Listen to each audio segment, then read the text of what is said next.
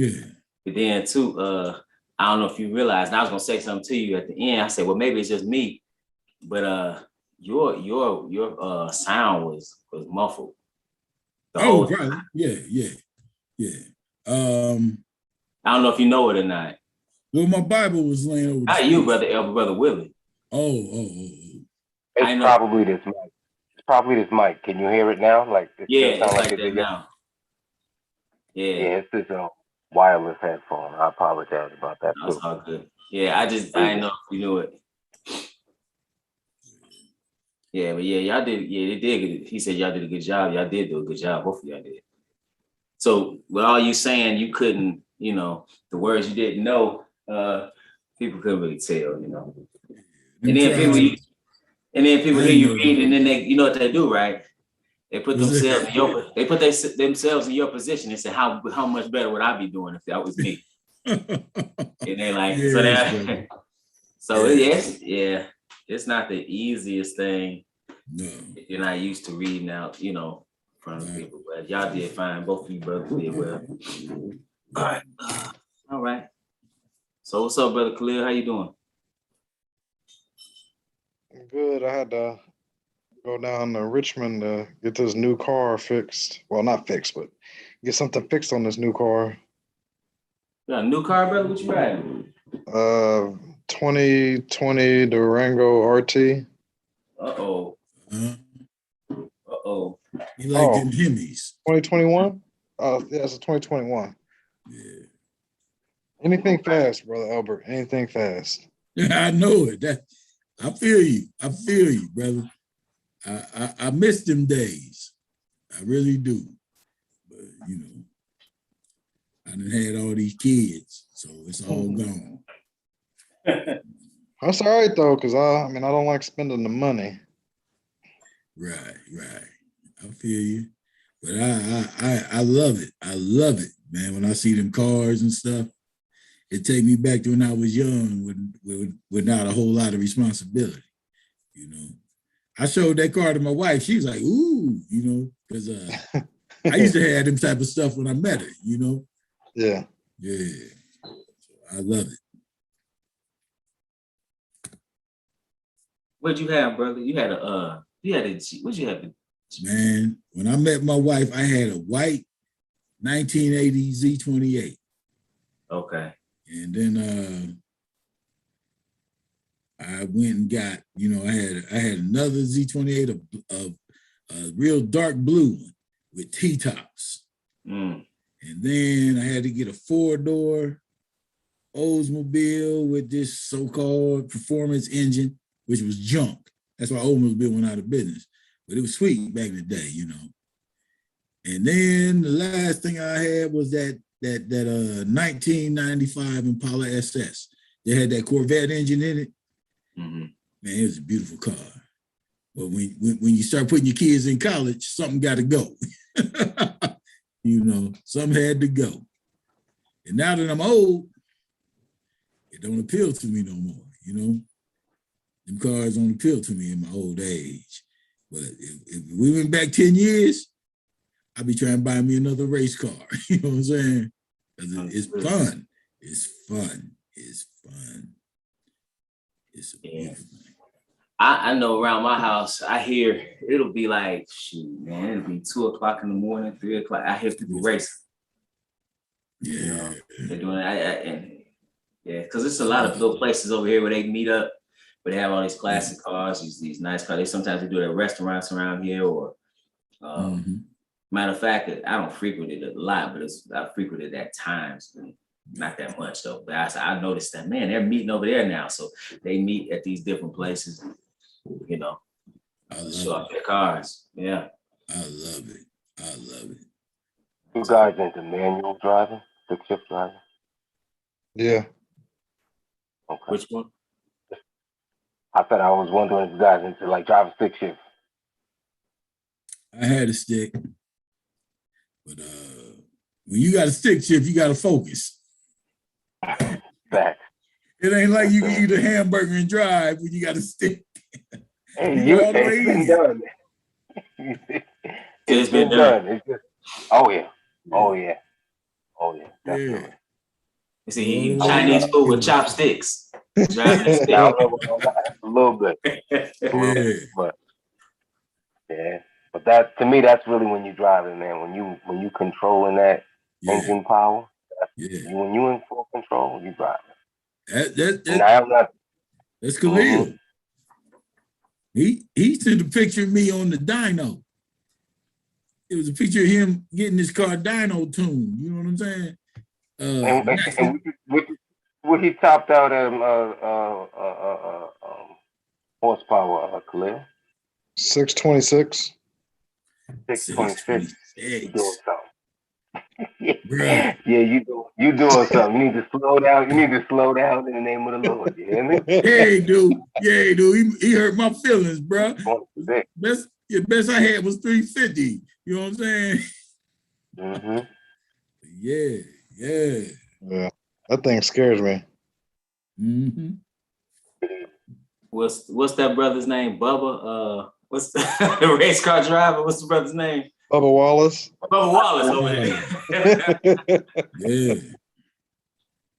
Yes, sir. You know, I like to go fast. That's yeah, y'all can have all that. I like to get there safely. Whew, I made it. True. I ain't brave as I used to be, that's for sure. Yeah, I mean, I think, as you get, well, that's why the insurance rate is, is probably higher for young people. You don't have that fear factor is not there. You feel invincible at a young age, Yes, sir. Yes, I done turned into a straight up defensive driver. Straight up. Yeah, I try to be a defensive driver. As a young person, I wasn't thinking like that. But I wasn't nowhere near where y'all brothers at, driving those sports cars. Well, peace to you, brother Tim. How you doing, good brother? I'm doing all right. How y'all doing? Good, brother. Good.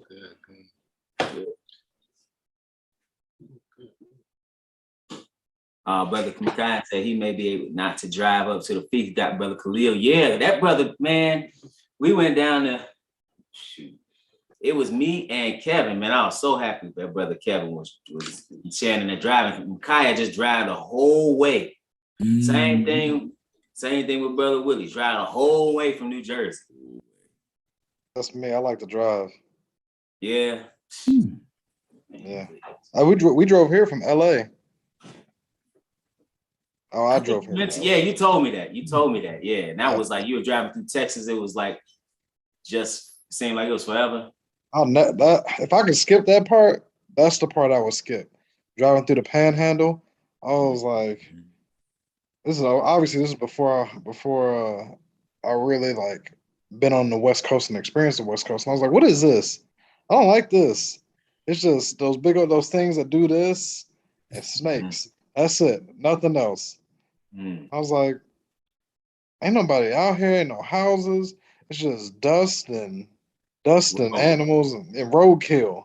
I was like, what is this? I was like, am I in another country? Like this can't be Texas. No, that is another country. Texas? That's not an insult. That's not an insult at all. I like Texas. Texas is another country though. Texas is another country culturally. Yeah. Arguably the most independent state in the union. Yeah, no doubt. Yeah, that's another country.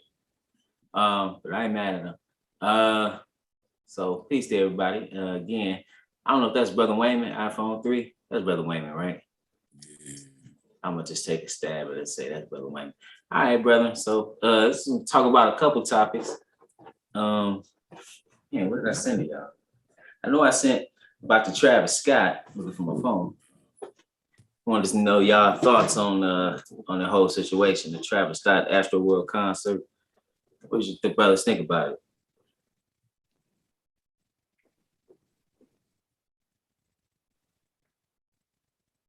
Go ahead, brother Willie. Go ahead. Can you put the hat on, Willie? Because I got some. Go ahead, brother Khalil. Yo, you reading my mind. I was just about to go grab the hat. Thinking about the You might have to grab the hat for this. Do your thing. So I was watching one video. So he said he didn't know that people had died. He didn't know until after the fact. But So then what happened? Because I'm not privy Yeah, to it. hey, you know what? That would be a good idea to say what happened. Anybody want to break down what happened? so Astroworld is brother Tim, you know what Astroworld is? No, I know that's one of his albums, but I don't know what the Okay. Astroworld is. So Astroworld was originally a theme park in Houston that he used to love to go to. So in homage of this theme park, he created a kind of like a Coachella, but for Houston. And so he had like bringing a couple artists. It's kind of like a hip hop version, like Burning Man and Coachella and Woodstock and stuff. So it's like that, but like for hip hop artists. So this is his second or third one, and the first one that was like a big issue because it wasn't sanctioned. He kind of was just like, I'm gonna do this here, and people can just come and watch me perform. And I think this one was kind of tolerated, but really wasn't. And he was telling people to, like I guess the police said don't do it, and he was telling people to jump the fence and come in anyway. But the venue was super packed. Like they never get the right amount of square footage or acreage for the amount of people that's actually going to be there. So everybody gets in. It was crazy from the get-go. People were being pushed and dang near stampeded. So they get in, and somewhere in the midst of the concert, people will start dying. I don't know what from yet. Supposedly the one of the security guards was injected with fentanyl, and then 8 other people died. And Victoria told me today that the 9th person just died. Right. Supposedly he said he didn't know until after the fact. But a video I watched where they were carrying, maybe he thought they were like, like people like crowd surf. Maybe he thought they were doing that, but you can tell when somebody's limp. So they were like carrying these people out, and he was like doing like this and saying words over and over. I'm like, this dude is tripping. They was And carrying the dead people out. yeah, He could see it. I assume they were dead because they would limp, just straight up limp, and he was just Continuing on with the show. yeah. And then teacher said and another scene. I guess he was doing a robot. Yeah. So and again, I don't know what he knew. I can't say, but it appeared like he's looking at him and he's like, he's doing the role. I didn't understand that, brother. I mean, and then I saw one. They were telling him that this was what was happening. Now, brother Khalil, you said that it was fentanyl. I think that's what they said. The security guard got injected with, but I was watching a eyewitness testimony, and one of the women that were there said that everybody in her immediate vicinity couldn't breathe. They felt like they couldn't breathe. They were all sitting around each other, but for some reason they couldn't breathe, and they weren't like she said they weren't like squished or bumped up against each other. Something like to me, it seemed like something was just like taking the oxygen out of the area. I don't know if it was the heat from the flames or what it was, but everybody had trouble breathing. And she said between the atmosphere, not being able to breathe, and how people were acting, she said she felt like she was in hell. I'm like, that's heard that part. That's odd. And then people started to take note of the occultic symbol, blatant occultic symbols, mind you, that were throughout like this event. And one thing that threw me off in particular was his shirt. It had people walking in through a portal, but demons coming out. Is that what that was, brother? I saw the shirt, but I didn't know really what to make of the shirt because I couldn't really see it close. You said why do you say they were demons? Because they had horns and stuff. It was little. Oh, I didn't know that. Okay. Yeah, so the blue people were just regular people, but the red coming out of the portal were demons. or devils. Demons or devils. But yeah, they have horns and stuff. Where'd you see that at? Google. I just googled like images from the show and just zoomed in on a shirt. Yeah, he right. It was on the t-shirt. It's true. You saw it too. Okay. Yeah. I saw the shirt, but I thought it was just red people. I couldn't tell. Okay. Wow. And then I guess at one point in time before the fire, or at the same time the fire shot up, big letters appeared on the screen and it said like "See you on the other side." Yeah. It's a bunch of blatantly occultic things happen. Mhm. Oh, my bad. I'm looking at it now. I didn't see this at first. Sorry. Go ahead, brother. That's okay. And you have people mysteriously die, and he's doing like this while they're being carried out. Seems to be what it seems to be.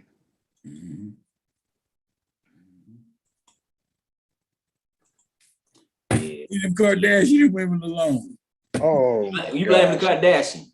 I might be with Brother Albert on this. He not fully, but I think they definitely into some stuff. Oh, no doubt. I guess they do have little horns. Mhm. That's what that kind of appears to be. With that T-shirt, it was some other brother Willie. You wanted to say something? No, man. The videos that I was watching, people was I don't know if these things are like Photoshop or people are editing things, but they was showing like black like um, entities jumping in the crowd out of nowhere, and then one video was a woman, somebody recording the concert, and at the very top of like above the stage and above all the graphics or whatever they had, there was somebody walking along the top of this thing. These are all so I got my buddy on right now. Everybody's calling this as some kind of satanic ritual. You know, a lot of people from people who were there and attended it. It was like, listen, they felt like they were in hell, and um, people were getting sucked down to the ground, and all these weird things they were feeling, and um, I don't know the symbolism, the occult symbolism, and the mouth open, and all of those places. I've seen other imageries of the mouth open going into hell, and all from other books and things like that. So it definitely lines up. I've even seen The Simpsons. Somebody showed me at work The Simpsons predicted something similar to this. Yeah, I know. It's all over. It's like everybody is trying to tie this to something though. You know what I mean? So I stay away from all that wicked music, man. Yeah, I don't know. there were a couple of things came to mind when I looked at it. Number one, when I saw them breaking into the gate, I don't want to show the video, but like when they broke that gate down and all those hundreds of people came through, they literally trampled people. They knew they were trampling people and they did not care. Like it was a layer of people on the bottom. They were running over them. It took police officers on horseback to redirect them. Mm-hmm. But man, I was like, that was before it all started. Yeah. Now, and that's another thing. It made me think about what is he saying in his music. I'm not familiar with Travis Scott. I don't know. I'm not saying he did this. He knew what was going on. I don't know.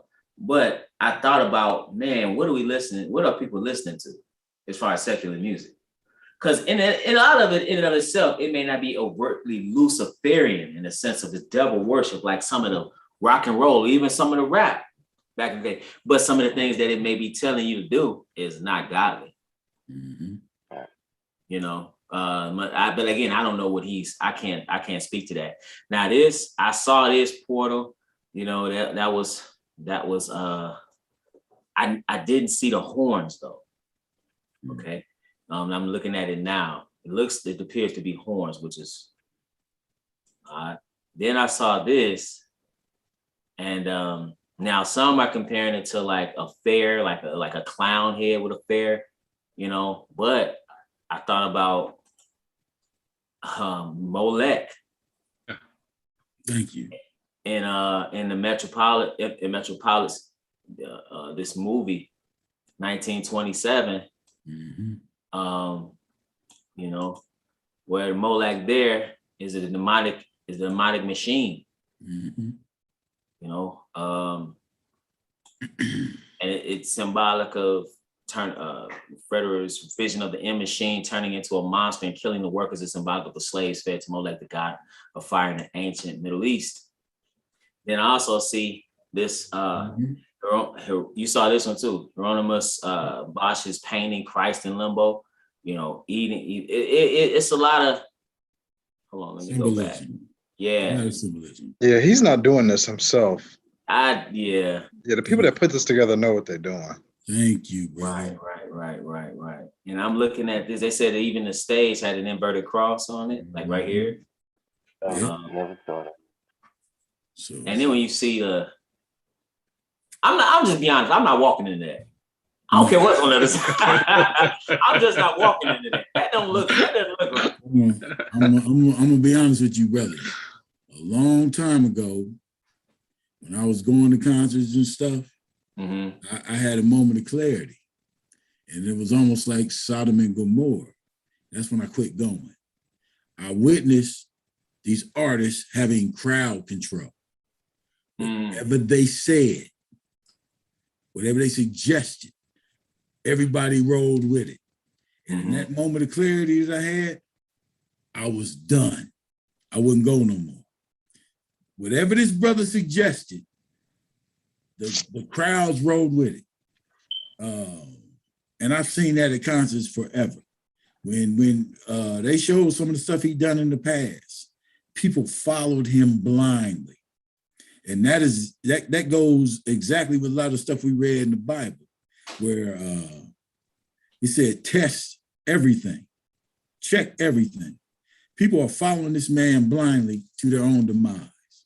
When they went and they knew the conditions was unsafe, they went anyway. When he said, put your lighters up, they all rolled with it. And that was us. What I witnessed, some of the strongest power in the world was from the cult of personality.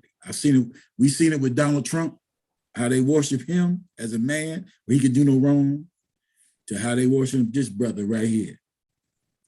People saying I listen to people's testimony talking about he saved their lives. And I was like, how? Same thing they said for Kid Cudi. Thank you, my brother. Thank you. Say again, good brother. What'd you say? It's the same thing they say about Kid Cudi. Yes. That he saves lives? Somehow Why did they say that? Because somehow they related to him. Yeah, he appeals to, I guess, their trials and tribulations in life and their personalities, so they feel like being young with no bills. Brother, that is what we're talking about, is the worship or the cult of personality. Gotcha. That's what we're talking about. Yeah. At least that's what I think.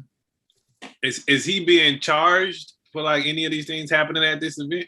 Being sued, from my understanding, is that right? Being sued. Oh, he definitely gonna be sued. Lawsuits.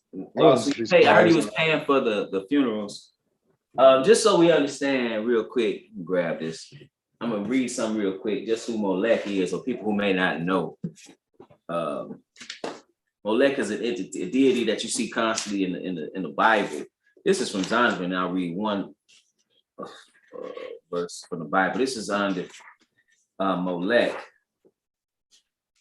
Molech, it says Moloch or Molech, the heathen god worshipped especially by the Ammonites with gruesome orgies in which little ones were sacrificed. Yes. At least in some places, an image of the god was heated, and the bodies of the children who had just been slain were placed in its arms. Yes. The worship of Molech was known to the children of Israel before they entered Canaan, for Moses very sternly forbade its worship. Okay, so that's in Leviticus 18 in verse 21, when he says, and thou shalt not let any of thy seed pass through the fire to Molech, neither shalt thou profane the name of thy God. I am the Lord. Okay. Right. That's even what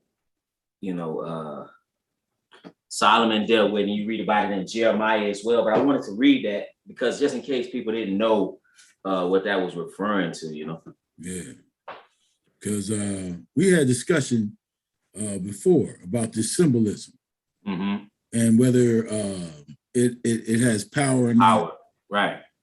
I truly believe it does. I mean, now that's just my personal belief, because too many people I see, regular folks, make excuses for it or whatever, and they're participating, whether it's due to ignorance or whatever. You're still guilty of it, because somebody sent me a thing, asked me to come to Thanksgiving. I said, I'm not doing it. I don't do it. Why would you send that again to me? And but people, even the people at that concert, said they had second thoughts about it, but they went anyway. They said they didn't feel right, but they went anyway. So that's the fight, like I said, a lot of times that I have with myself. There's a separation that has to happen, and I had that fight with myself on a lot of issues. So, but anyway, I've come to the realization, like, it's like, obviously my mom and the rest of my family, they're doing their own thing. And I've come to the realization that I find myself only wanting to be around people in the truth, i.e. y'all. And at this point, that's perfectly fine with me. I'm happy with that because hopefully I can strengthen y'all, and I know y'all are going to strengthen me. And Lord willing, we'll all be in the kingdom together.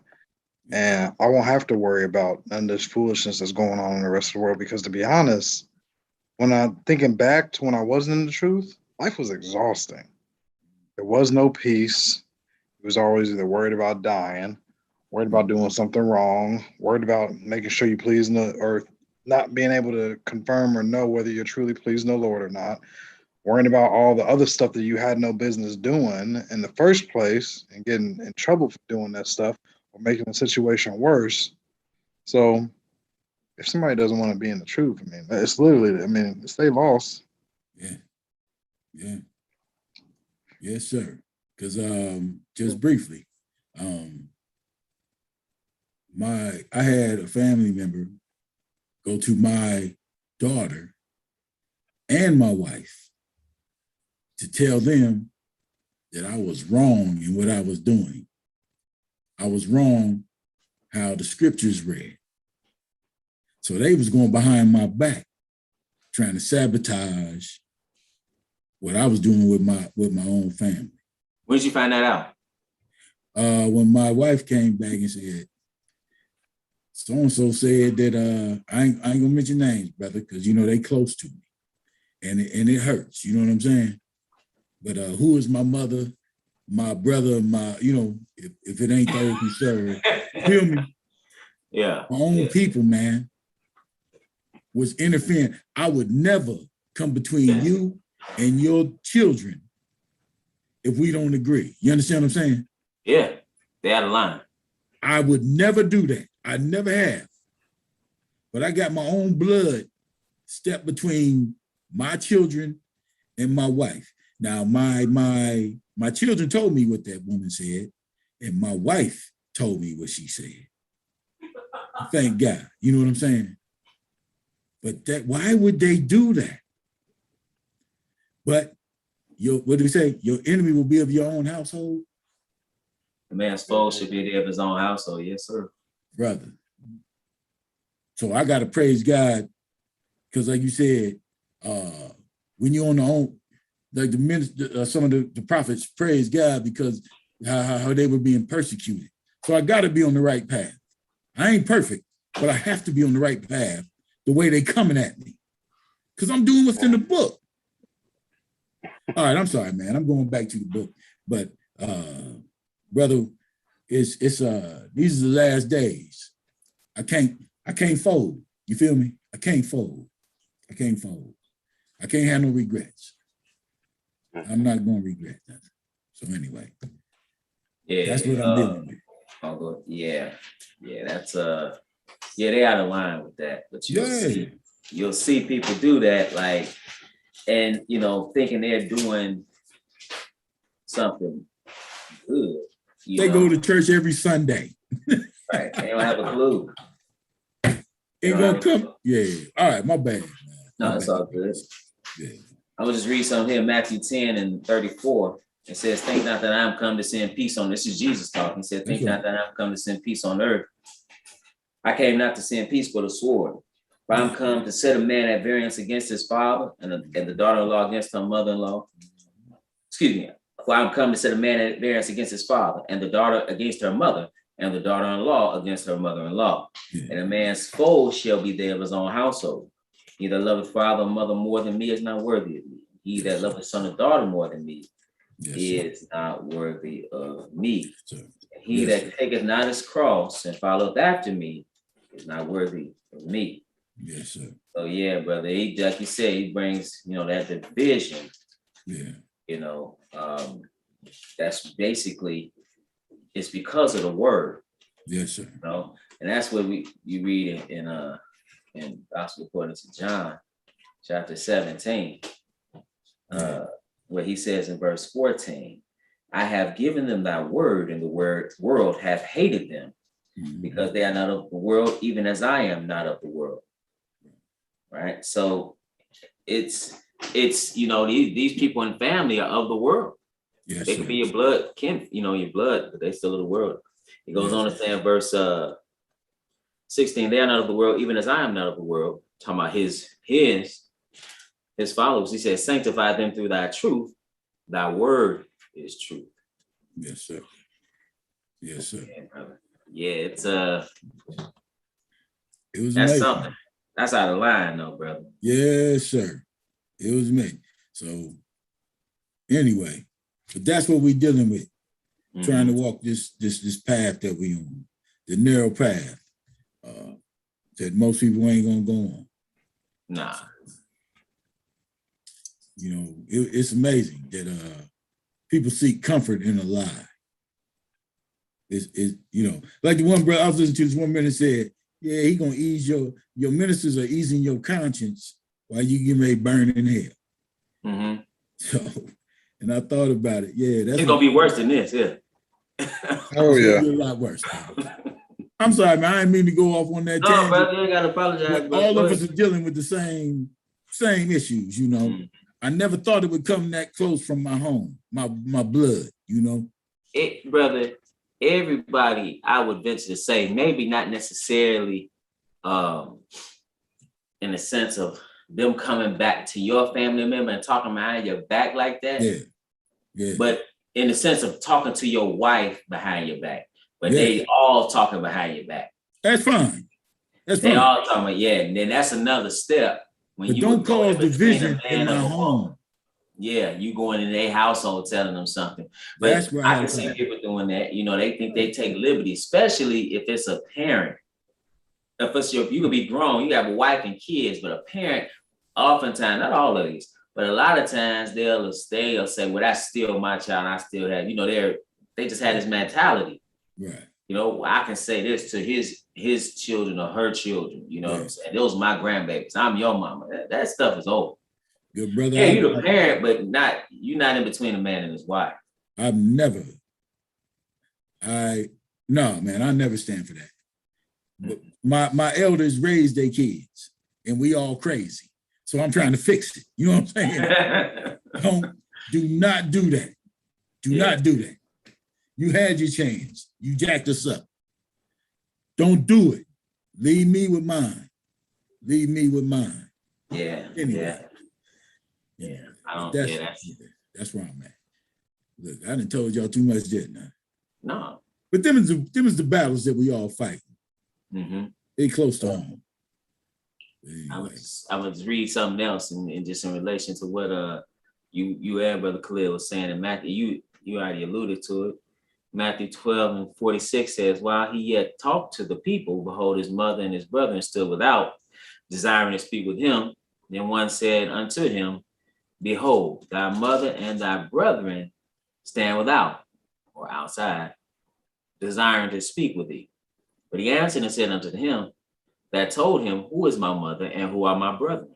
And he stretched forth his hand toward his disciples and said, behold, my mother and my brethren, for whosoever shall do the will of my Father, which is in heaven, the same as my brother and sister and mother. Amen. So just like he said, we could be in the kingdom together, Lord willing. I mean, that's actually a family that's not going to be separated through strife and contention or even death. That's you'll be in a God family for eternity. Yes, sir. Amen. You know? So stay the course. So yeah, that's why it's more significant even in the blood ties, because you could be just like say, oh, Israel, not Israel. You could have family, and you not really be family. Most people have been hurt the most by family members, people that had the same birth. Family. Yes, sir. And that's what hurt the most is your family. Oh yeah. The treachery, bro. Treachery in your own blood. It cut deep in it. Because I expect war when I'm outside my home. Mm-hmm. Not amongst my own. But, you know, I read something a long time ago, man, where they talking about when you're doing good, some people be happy for you, but most people going to resent you. Mm-hmm. And they resent you because you remind them of their failures. So when you're doing, you know, you're doing good, cats go at you. All right, I mean to take y'all off course. But this brother, right, this Astroworld thing, you talk about all the cultic symbols, I believe is real. How people just blindly follow these cats. I find it amazing. And so anyway. It's too much symbolism to be a coincidence. I know that people throw out that term conspiracy theorists all the time, but this is at this point you either want to be willfully ignorant or you're gonna see it for what it is. There's no in between. It's blatant. Right. Yeah, I can recall back not that long ago, more so you would see it in like Jay-Z's, where I mean it was blatant, and Jay-Z and Kanye's and Beyonce. A lot of different artists had these, you know, images of what appeared to be the Baphomet, appeared to, you know, do as I will. You're quoting Aleister Crowley. I mean, it's very blatant, the symbolism. Madonna, you know, it's extreme, but that stuff, I don't think we realize, you know, how prevalent it is. It's really everywhere. Yeah. It is really everywhere. And the people, you know, people in the dark, the serfs, the smurfs, the sheep, they don't really see it. They don't know what's going on. That's how they be treated, like sheep. Brother Austin, peace to you, brother. Peace. What's going on, y'all? Brother, now, are you on Earth or are you on another? Brother Austin's sitting on top of the world. Brother is standing on the moon. Yeah. What's good, brother? What's going on? I see you from all the way up here. Well, you have any thoughts about this? We've been talking about this Travis Scott tragedy and this Astroworld tragedy. Yeah, so I had saw a video about this earlier, and I saw that people had their kids out there. One person had like a 10-year-old, and then another one had another child that was like on his back. I know that the 10-year-old ended up dying, but I'm not sure what happened to the other child. But yeah, it's crazy. Like anytime, I don't like being around a lot of people in the first place. I get, you know, claustrophobic.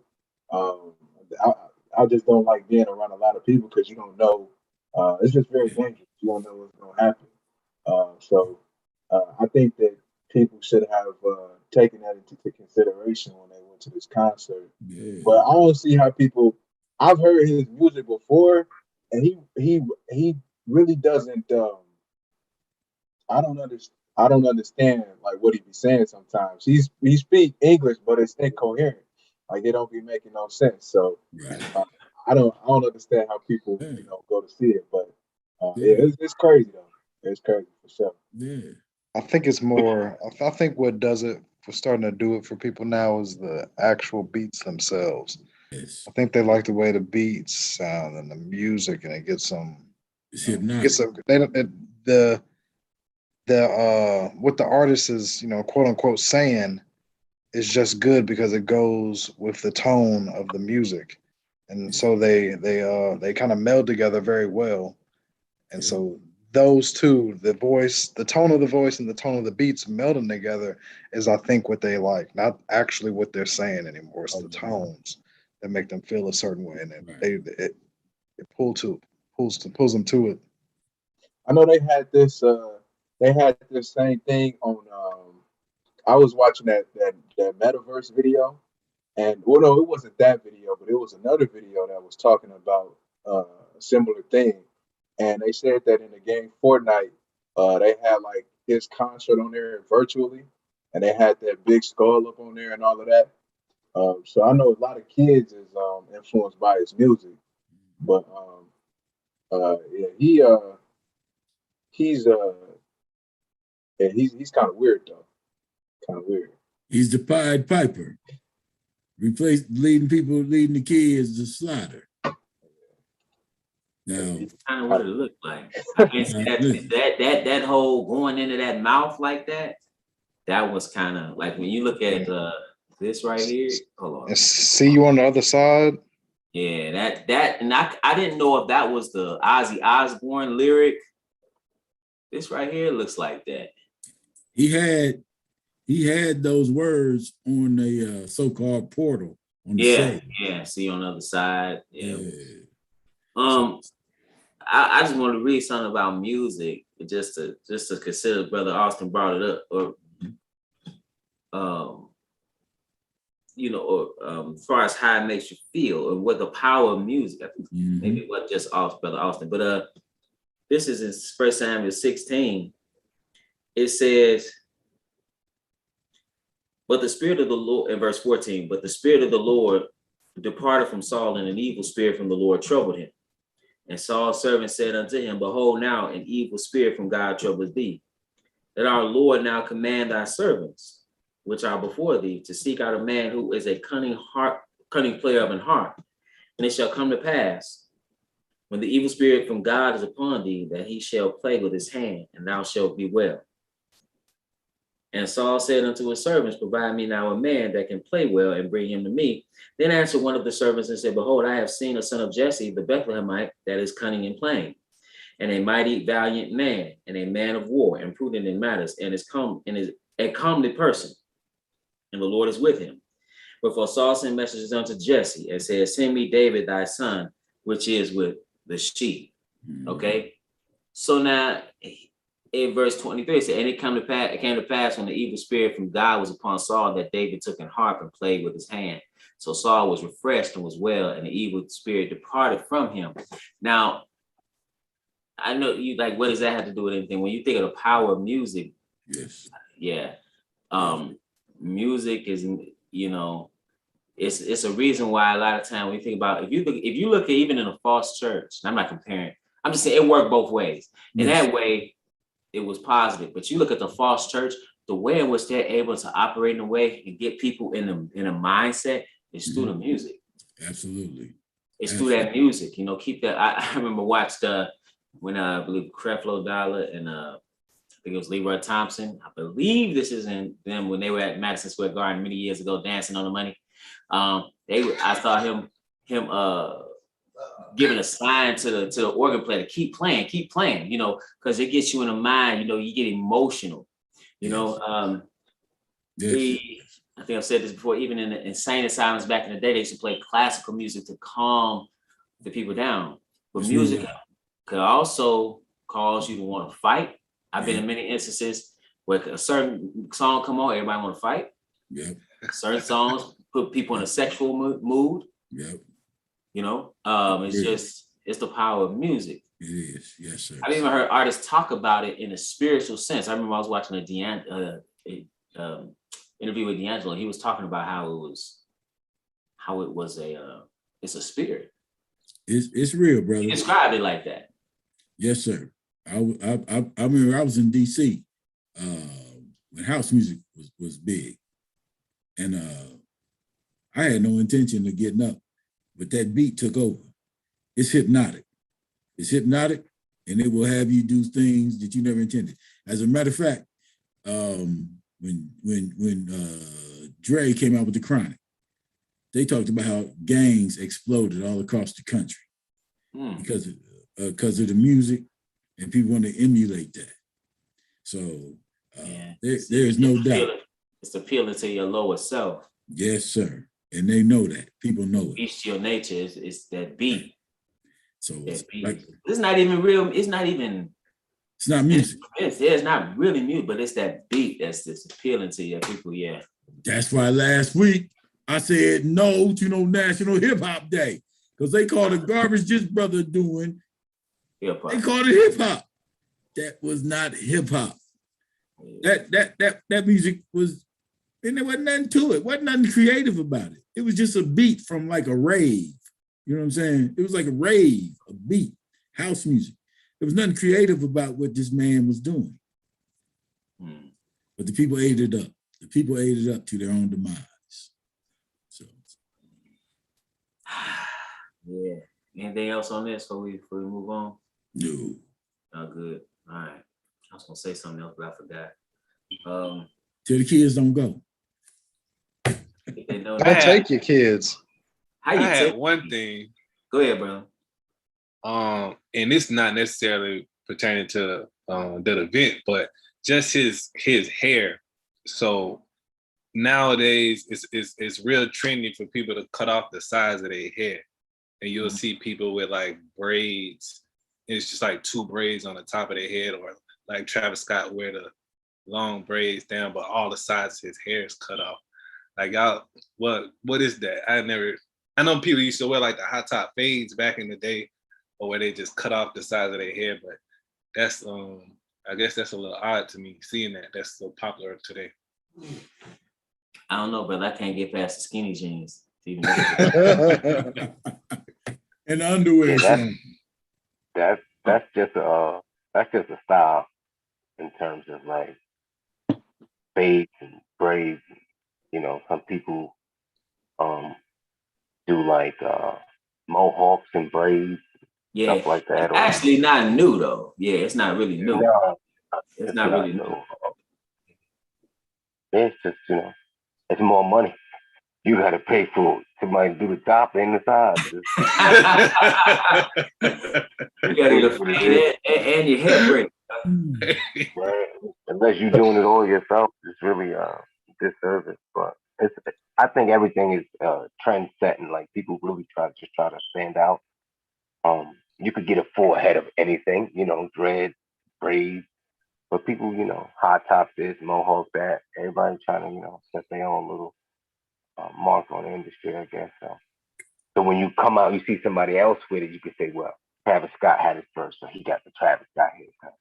So a lot of people like to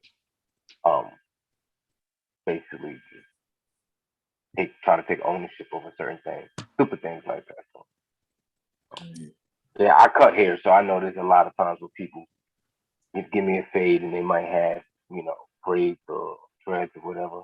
Or like myself, I cut it down a little bit. I don't go all the way around like a total fade, just a little bit.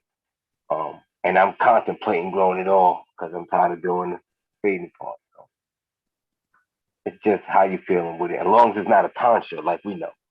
You know what I'm saying? Like cutting no tonsures and doing it for those spiritual reasons. I don't see anything wrong with the haircut part. Right. Yeah. All right. Uh-oh. Y'all still see the screen? Yes, sir. Mm-hmm. Thought I pushed pause share on that thing. Okay. Y'all see this, brothers? 1 second. This Vermont first state to require access to condoms in all secondary schools. Secondary schools is 7 to 12.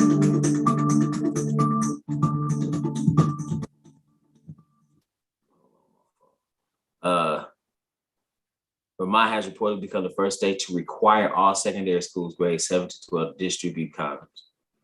The condom availability program was initially devised in the hopes of preventing or reducing unintended pregnancies and STDs. in order to prevent or reduce the unintended pregnancies and STDs, each school district shall make condoms available to all students in its secondary schools free of charge. The statute, it reads, school district administrative teams in consultation with school district nursing staff shall determine the best manner in which to make condoms available to students.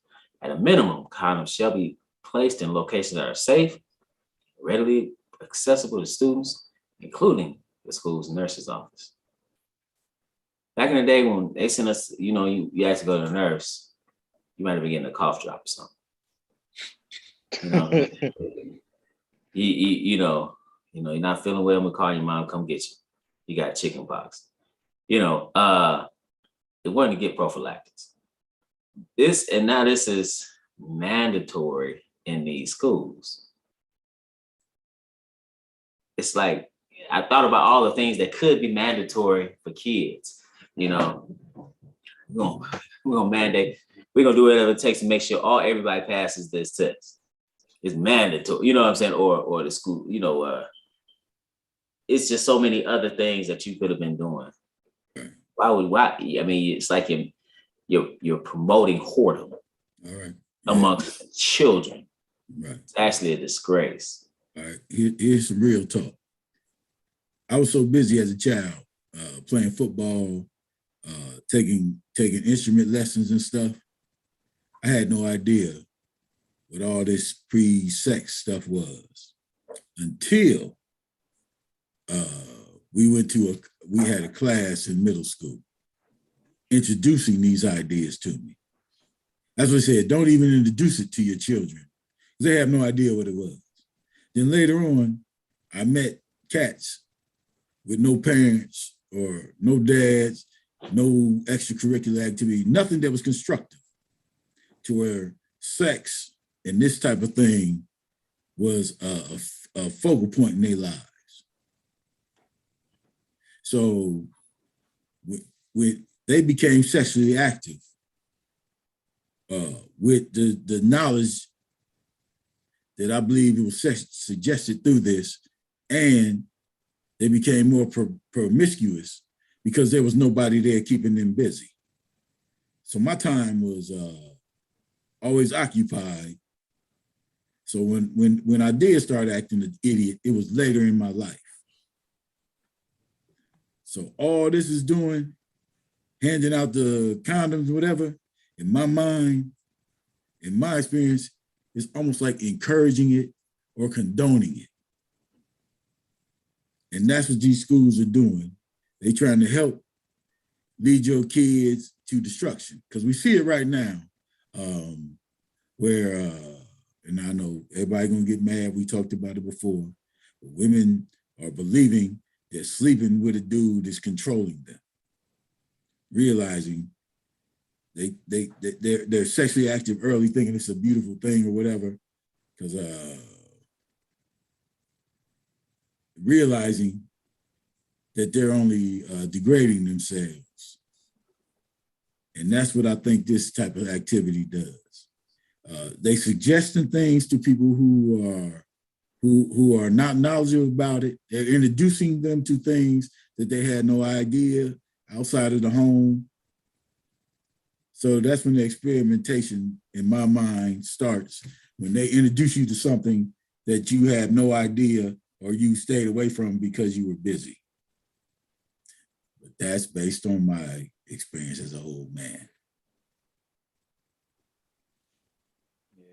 Now we're talking about the classes. What's the curriculums now are just, they're teaching kids about all types of sorted activities. Let's just leave it at that. Anybody else had anything on this? If I can remember correctly, when I was younger, the condoms was in the glass case locked, and you had to be 18 to even buy condoms. In school? Oh, you mean when you went to he's saying in like the drugstore. Right. If you go to the drugstore, it was locked up. They didn't even have them out on the counter. Right. Yeah, and you price check on Trojan. Like you had to get you was something. It was the idea that this is, if you gonna do this, you know, you had to go about getting them. And then they had that campaign, and it seemed like that campaign just ramped up STDs and statistics like that. You kept seeing Wrap It Up campaigns back in the early 2000s, late 90s. And it's just like this promotion of fornication or whoredom. And it's just it seemed like they scoff at this idea of telling kids, no, you need to wait till marriage.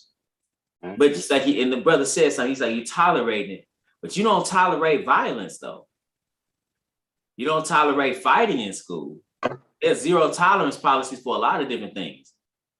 But now you're passing out condoms to people who don't even truly understand what sex is and are in no position to take care of a baby that may be created through the act. Promoting it. Yeah, it's like, what are you doing? Because they're opening your mind to it.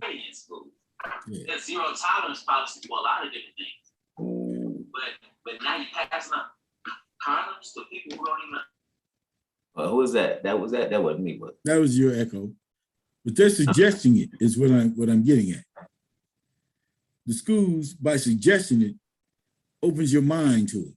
If you had no idea about it, you wouldn't even be. Oh, like saying like I wasn't thinking about it before, but now that you mention it. Same thing. That's what I mean. Hold on, brother. Yeah, hold that thought. I don't know if anybody else wanted to share, but hold that thought. To kind of piggyback off what Brother Elber was saying, I remember when I was in school, because I've been to quite a few schools, and most of them we had to wear uniforms.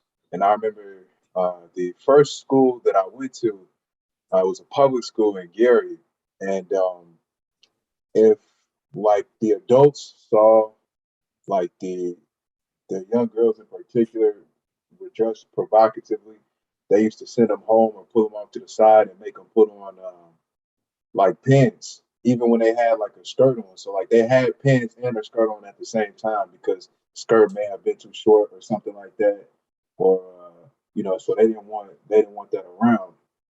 And then when I got to as I had gotten older and went to middle school, they had stopped really doing that. No, I won't even say that. When they had like on skirts and stuff, yeah, of course it had to be to a certain length, or they'll send you home or make you get a new one. But they were still doing all different type of stuff with pants and stuff. So they didn't really enforce it like that. But once I got to a school like where we didn't have uniforms and stuff, it was off the chain, man. It was crazy. There was nobody that ever enforced anybody to dress a particular way. And so I just always remember that it was way different once people started wearing what they wanted to wear. But also inside of the classrooms and stuff too, some of the stuff that the way that they taught it to us was like kind of bogus, because they would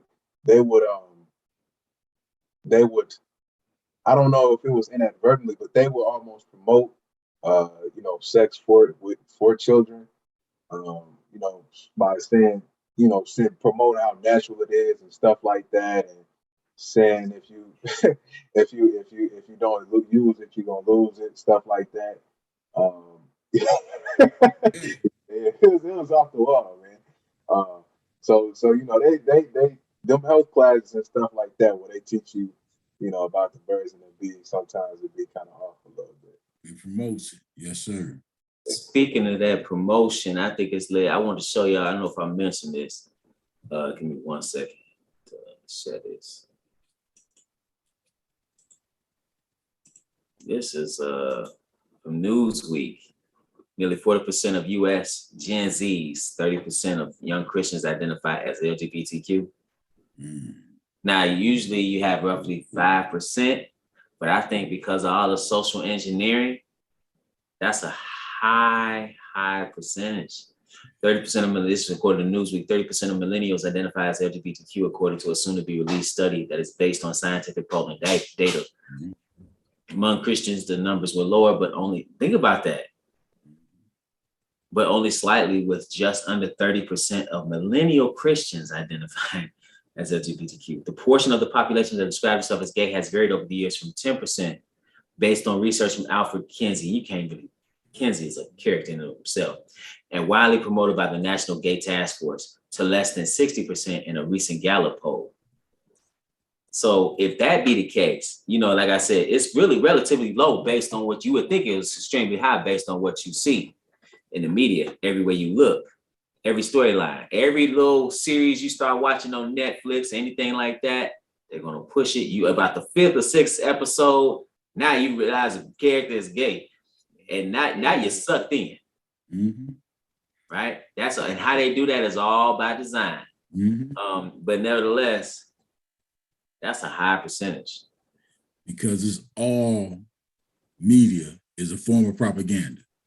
Right. It can be inspirational at best, but it is propaganda. Like was it 40, whatever, George Bush Jr., when he was talking about the wars, he said, you got to say it again until it sinks in, like propaganda. You keep repeating it till it becomes normalized.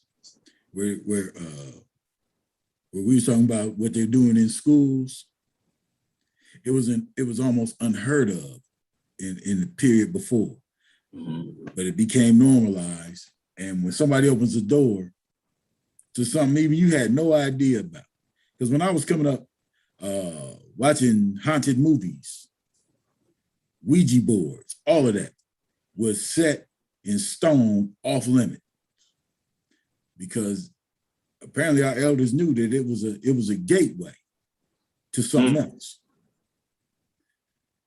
But as you see now, people get into all that, and they wonder what's going on. So when, like I said, that's the whole thing. I got a problem with the schools. The schools are introducing things to kids before their time or before they're mature enough to understand exactly what they're going on, and it's leading us down another path that you just talked about.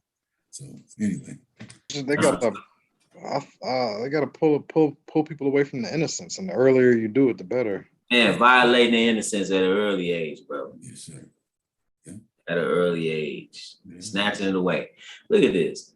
It say among millennials, 30% identify as LGBTQ, more than 3 times that of the rest of the adult population.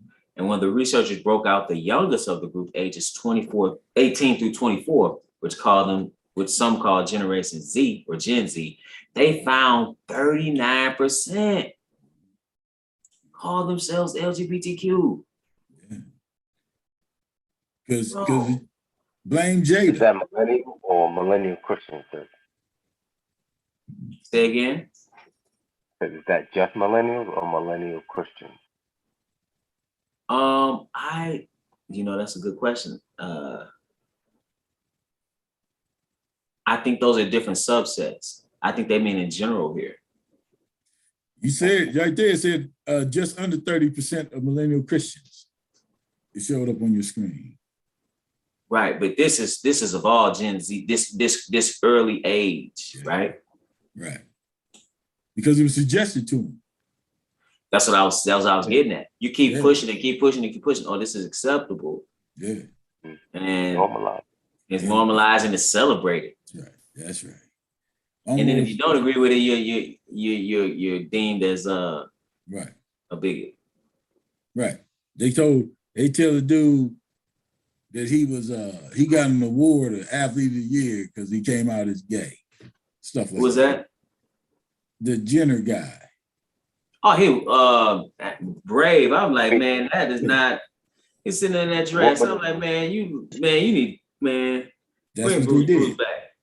Yeah, that was horrible. Yeah, that was horrible. Yeah, so everybody sitting there applauding that like it's sanity. If they didn't clap, they will end their career. They will end their career if they don't clap. I just saw a picture of Dwayne Wade's son and Magic Johnson's son together. Oh, I said, man, this is wrong on a number of levels. Bruh, Magic's boy. That boy Magic's boy. gone. Is that a Man. trade-off? That ain't his boy no more. Magic's girl. Is it a trade-off? Is what Trade I'm off trying for to what? get at. Trade off for what? For the riches of Hollywood, of Devilwood. Brother, yeah. I don't know. I don't know. Oh yeah. You say yeah? Yeah, to give your kid up. Oh yeah. Oh, you talking about is that like a ritualistic thing that they do? Mackenzie Phillips talked about that. Whose daughter of what's the group Mamas and the Papas?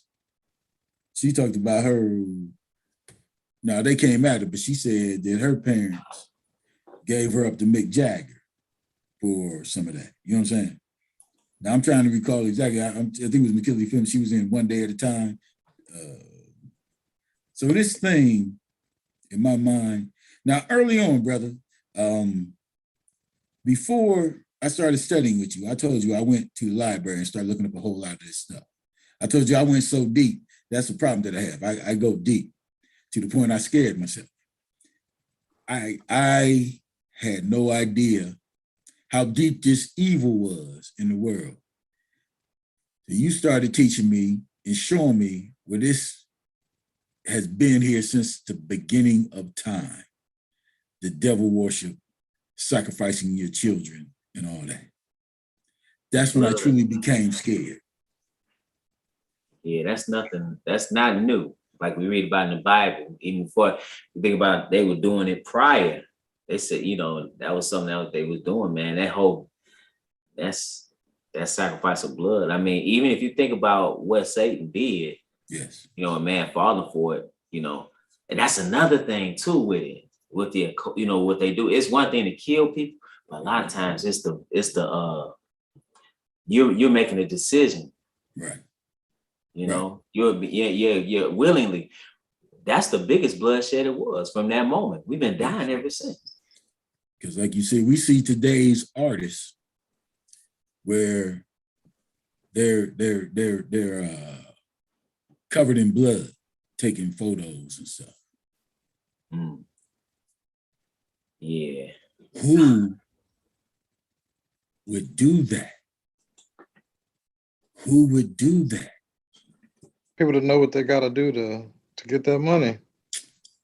And that brings me back to where you talked about, and we read in the book where even when Jesus was in the wilderness, how Satan came to him and said, I will give you all that you can see if you worship me.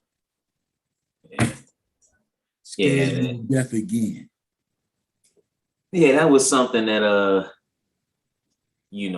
and you will see artists talk about that too, selling their soul. We talked about that before. Yeah. So, yeah, and I think people think it's just one thing, but it depends on the person. It depends on the person. Depending on, how do I put it? Yeah. Depending on you depends on how you sell your soul. They'll have you do a number of things, which are all wicked, but depending on you will depend on the act that you need to partake in. Yeah. I'm gonna tell you, brother, all of it scares me now. Like I called the minister about we were talking about the force and we talking about the hardness of men's heart. And I was adding other stuff to it, but like he does, him and his father will not add anything else. They won't add my theories or their theories behind it. You know what I'm saying? But when I talk about when I talked about the hardness of men's heart, talking about the wickedness that we've done, it scares me again. And I'm petrified of the ignorance that I may be capable of now that I profess myself to be a Christian and baptized in front of everybody, if I will slip up. These are the things that I fight with daily when I see what's going on in the world. And I pray for that strength to get me through.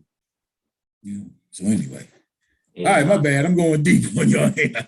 a We keep it battle. light. It's a We battle. keep It's it light. definitely a battle. Everybody's fighting. Yeah, yeah. You We gotta keep it fight. light. If you ain't fighting, you losing. Yeah. You When I ain't look at all fighting, this, you already you losing. yeah. So, yeah. Like, all right, my bad. I'm gonna bring up something different. Yeah. Well, you talked about the you mentioned a long time ago when you talked about what happened to Trayvon Martin. I've been telling people that this trial right now about this dude that shot them kids, shot them people in Wisconsin. To me, the underbelly is vigilantism. How the system right now wants to portray this young man as a hero, who in the trial came out, he had a gun illegally. They said he drove a car illegally without a license, and he lied about being an MT and a whole bunch of other things. But through what I call white privilege, that people always want to make about money, it's not money to me, it's about the benefit of the doubt. The people in power are giving this young man the benefit of the doubt, keep saying he's a good kid. But nothing that I've seen about this boy is a good kid. But this trial to me is saying we are, because he's gonna be set free for most of the charges. They're endorsing vigilantism just like they did with Trayvon Martin. Protect the world from the evil of Black folks. Now, this is just where I'm at. If this dude is allowed to go free, it's going to encourage other people to strap up and patrol, in my mind, and they're going to let him go. They're going to let him go free to where they are able to patrol communities and almost bring back almost what we would call the slave patrol or whatever. So that's my opinion on how I look at this trial that's going on. Wait, let me ask you a question. Please, go ahead. Did you watch the video? Which video? Actually, it's a number of videos that came out that of that event. Yes. And you thought do you think it's murder? Actually, I think a lot of it was self-defense. When you say murder, what you talking about? Because I'm talking about because you took us in a whole different direction. Absolutely, I'm talking about absolutely. I'm talking about the people, the Kyle with Rittenhouse. Kyle Rittenhouse, yes. Yeah. So you said it was self-defense. No, what I think is, what are you saying? He went out of his way to be a hero, and he was encouraged by today's society because let's go control the unruly people that the police can't deal with. He shot people, but he put himself in it. I think he went out to make a statement, and the people that are defending him and putting up money for his defense, I believe, are encouraging this type of behavior. Yeah, but okay. Let me ask you another question. Please. Yes. You see this. You're likening him what he was doing to Trayvon. I'm sorry. Yeah, you're likening what he was doing in his patrol to a city that was on basically a lot of. If you look at some of the other videos in that area, what was going on? Yes, there was a lot. You talk about vengeance. It wasn't safe. Now you're comparing that to Trayvon Martin. No, I'm talking. The reason why I made the Trayvon Martin comparison is because that George Zimmerman looked at Trayvon Martin and perceived him as a threat. Because what Trayvon Martin did is what we tell our kids to do. If you see some weirdo following you, run. If he traps you, you fight him. Yeah, but I'm sorry, go ahead. I was gonna say, yeah, but he wasn't chasing them, they were chasing him. Well, they was chasing the Rittenhouse guy after he went beyond his scope of duty. But just like hold on. Zimmerman didn't. Okay, so Now the situation of whether or not he had the firearm legally is a conversation. That's correct.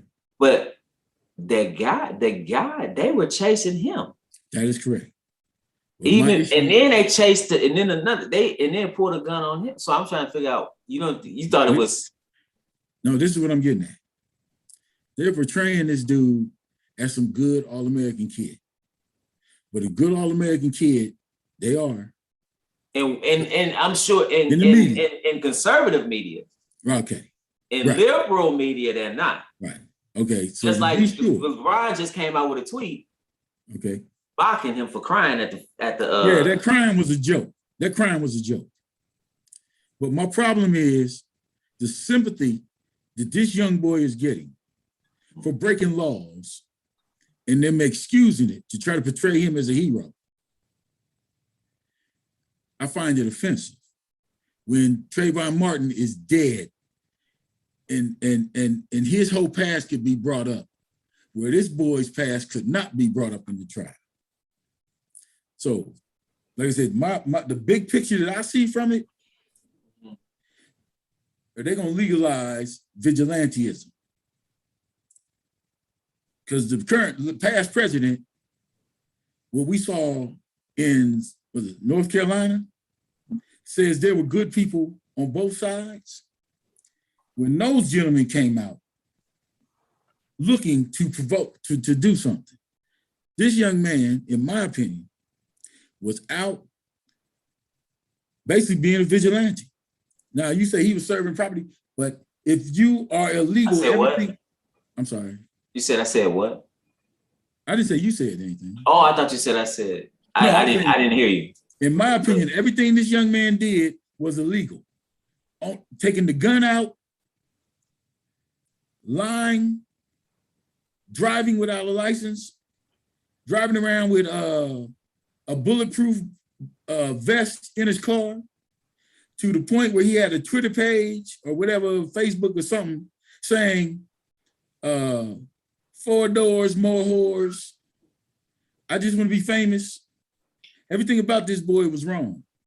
But the media, or conservative media or whatever, and that judge who was acting like a defense attorney, is making this boy, presuming this boy to be innocent and protecting. If this dude, and he's going to get off and he's going to be cheered by the majority of the people, so the people can continue to go out and patrol areas to so-called keep everything under control. In my mind, it would encourage vigilantism. So you can just put a gun on, walk around, and have the police cheer you. Now that's my perception of what I see. Yeah, I can't compare that to, just because of the circumstances that were going on in that area and the cities around the country. Mm-hmm. I wouldn't compare that to the situation to Trayvon Martin and Zimmerman. Well, my only difference with my concern, where I made the connection, is the same way they heralded this young boy, is how they herald and made a hero out of Zimmerman.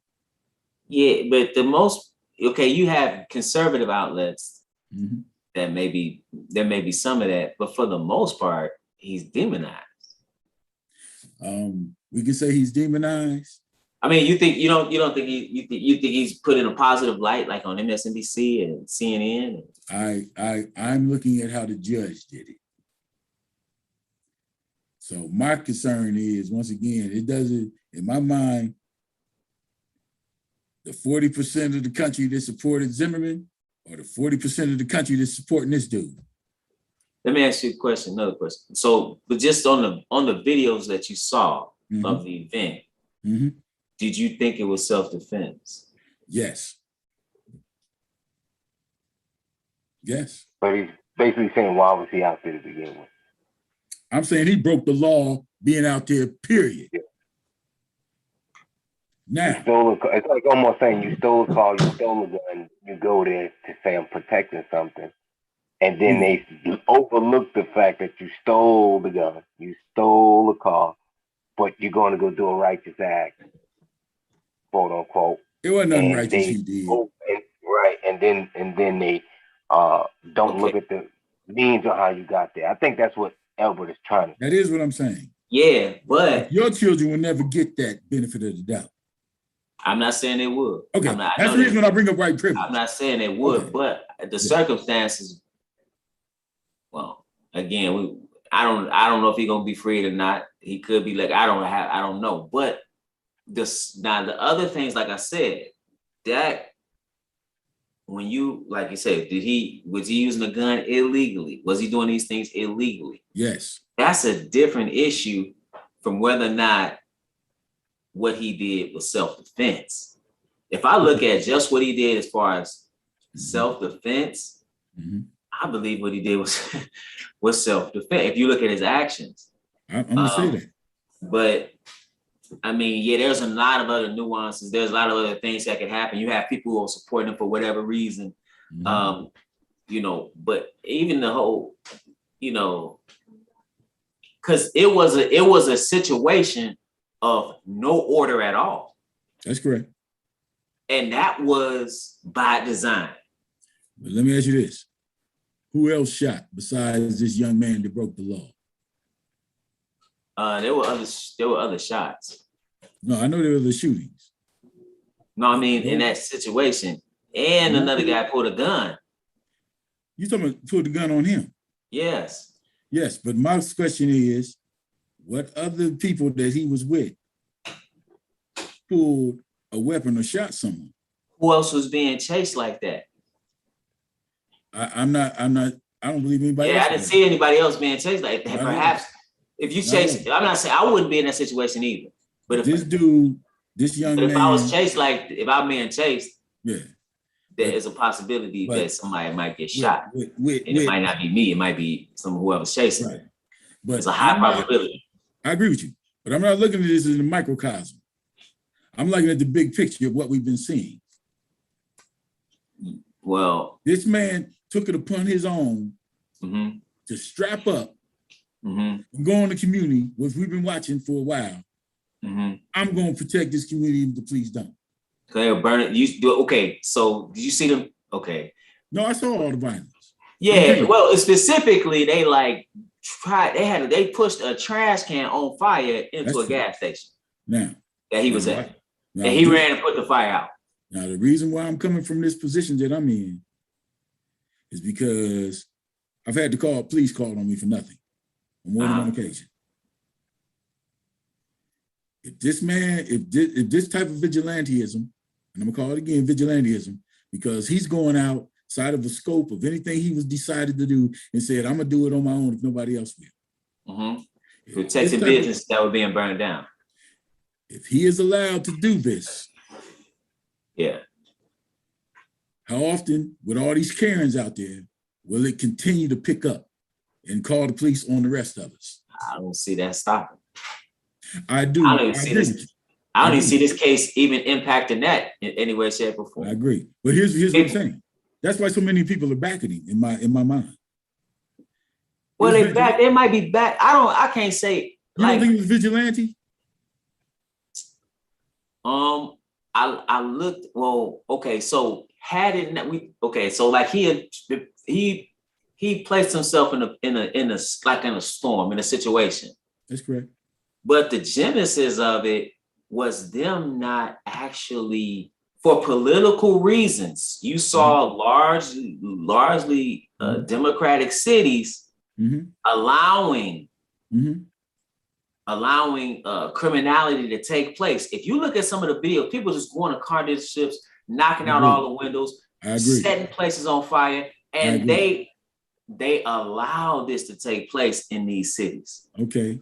So if that situation, if that had not been going on, he wouldn't have been out there. I'm not saying he should have gone out there, but what I'm saying is that's kind of hard to compare, because notice that stuff's not going on now. Why? Because Trump is not in office. But I'm still at the point where, how does he decide that he's going to become the law? Because that's what okay, so when you do not enforce the law and chaos is run amok, I'm gonna just be straight with you. Men decide I'm gonna do it myself. That's the same thing we talked about 300 in Detroit. That's what they're trying to do. Right. Somebody might say that was vigilantism. Nah, they ain't shooting nobody. Huh? They You didn't said they ain't shoot shooting. nobody. Didn't they take somebody and they get accused of taking somebody and holding them for questioning against their will? That's true. And they're back right now. They're in power again. Huh? They're back now, right now. I just seen them last week. My point is, when you don't enforce laws, Mhm. when you don't have enforcement of laws by the police authorities, people do tend to take it upon themselves to do it. This is the very thing that got Ahmaud Arbery killed. It's a different situation. It's a No. totally different. These are Okay, different could be. situations. Huh? The white dude seen something. And he And they shot all white decided- people, by the way. Huh? I'm not saying it was good. I'm just saying, I'm saying it white wasn't dudes. like he was shooting, I'm gonna kill me some brothers or even They- some Latinos. He shot other white people. I'm not talking about him. Who are you talking about now? I'm talking about you just said that people, the law ain't getting enforced, they're gonna enforce it on their own. In that those situations were extreme situations. Ahmaud Arbery was killed because somebody decided they was gonna take the law in their own hands. Right? That's the day. I think my point is those things tend to happen Yes. when the laws are not being enforced. And those Okay. laws were not being enforced on purpose. Okay. I mean, let me ask you this, do you agree with that part? That they were allowing Yes. these cities to burn, saying nothing Yes. to see here. So I literally saw journalists saying, things are I quite agree. peaceful, and buildings literally on fire behind them. I agree. Nothing to see here. I No, agree. that's not no act. So when you do that, and then men say, hey, you're not gonna do that here. Would you now let me ask you, brother, Please. if they were coming through your neighborhood, I'm just saying some people, black, white, or whatever, if they coming through your neighborhood, Mhm. burning up stuff, and the police don't do anything about it, are you gonna stand by and allow it to happen? If they walked up on my grass, we'd have a problem. No, they ain't walk up on your grass, but they burned your neighbor's house. Would I defend my neighbor's home? Would you defend your house, and in the process, you're defending the neighborhood? Mhm. They burning up houses in your neighborhood. They coming in, they breaking up car windows. Breaking in the car. Man, I would be out there with my 12 gauge. I don't. Why? Because if and the police won't do anything about it. I'm gonna be honest with you. I made the decision a long time ago, growing up in the hood. I wasn't gonna kill no man over my possessions. No. I would kill him They over burning my up safety. houses. They burning up houses. People get in the house. Okay. Well, that's a. If the police won't do anything. I'm I'm not saying I'm a kid. What I'm saying, I'm not trying to kill anybody, but I want to be a deterrent. If it's Mhm. my, Right. if it was where I have my kids, when my wife, where I have my investment, it ain't even about the property. It's the Okay. safety of myself and the people. So you see what I'm saying? I do understand what you're saying, but none of that fits in the Rittenhouse case or what happened to Ahmaud Arbery. Well, the Rittenhouse case was self-defense. You said it yourself. No, I agree with that. But when you were talking about So if you're talking about the murder case, No, you said it was self-defense. No. I'm talking about when you suggesting about the destruction of property. I was suggesting more than the destruction of property. Yeah, I Because if would- somebody I don't- burning down houses. Yeah, I don't. Which you even saw instances of that. You saw people going to people's houses in Mhm. mobs in different cities. Yeah. That was Yeah. going And then on. you You can't come to my house like that with my family. You can't come to no, sir. Yeah. No, I'm with you there. They come up on my lawn, we have a problem. But my concern, like I was saying earlier, is the overall picture that's being painted. Like you talked about in the lesson years ago when Trayvon Martin was killed. Yeah. You were I basically thought like the tip of the iceberg. you saw this coming. What I have a problem with with this Ahmaud Arbery, with this Cal Rittenhouse, and the connection I was making to Trayvon Martin, is this vigilantism where men are taking the law in their own hands.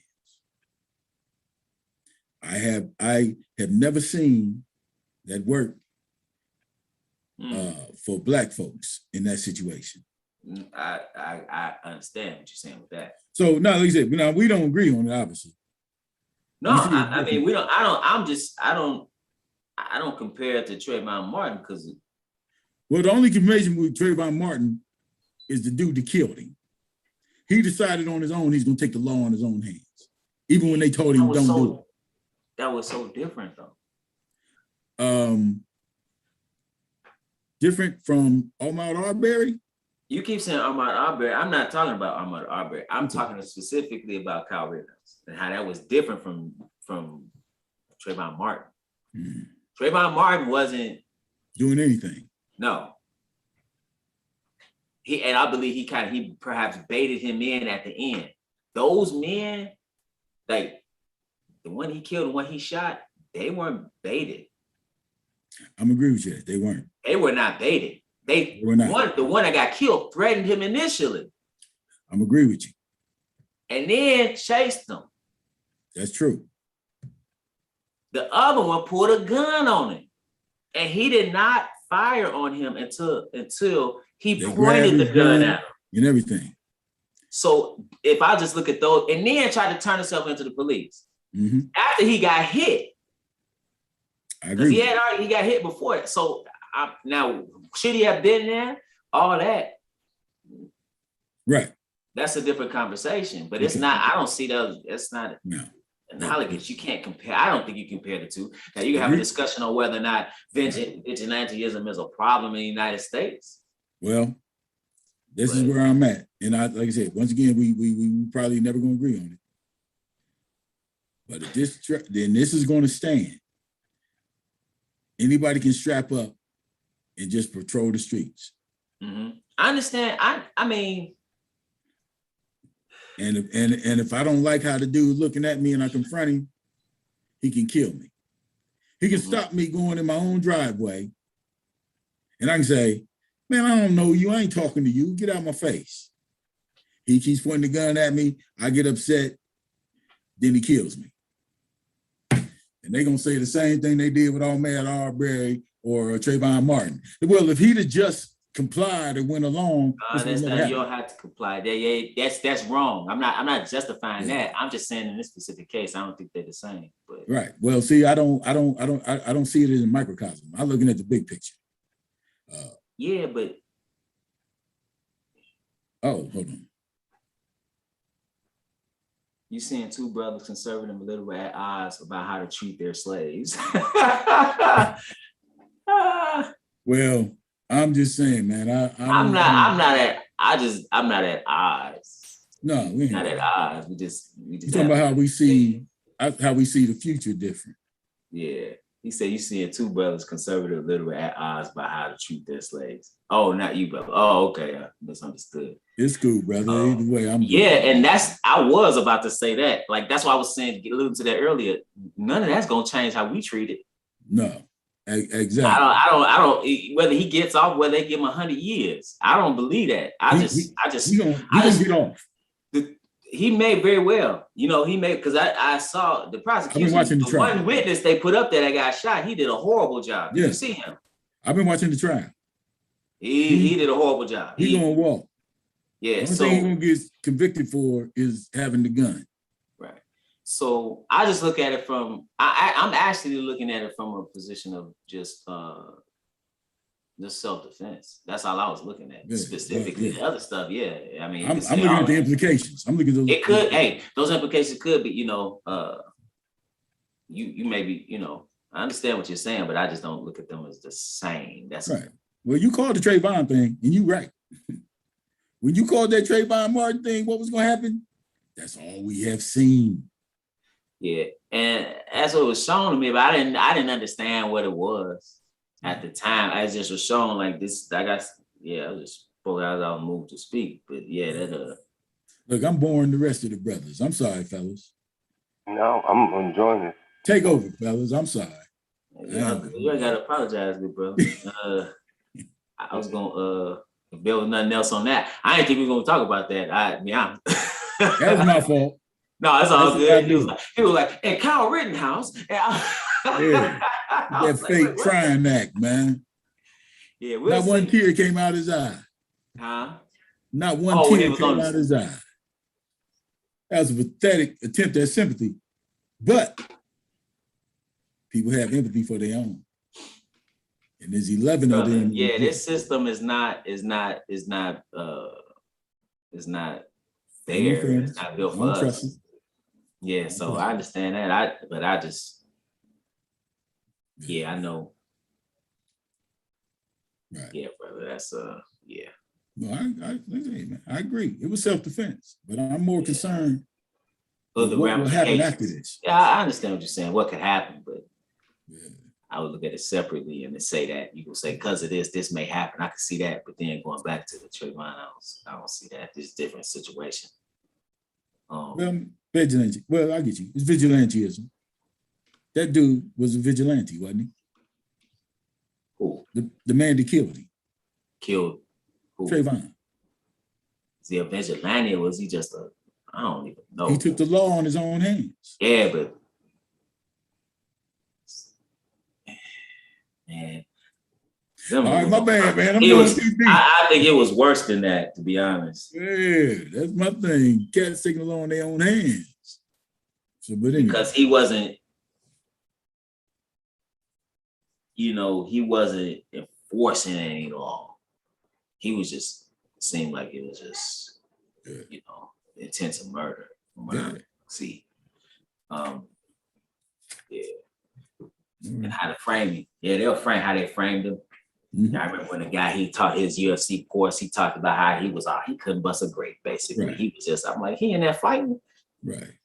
Oh, and then they showed Trayvon Martin in fights at school. I'm like, right. What they got to do with this?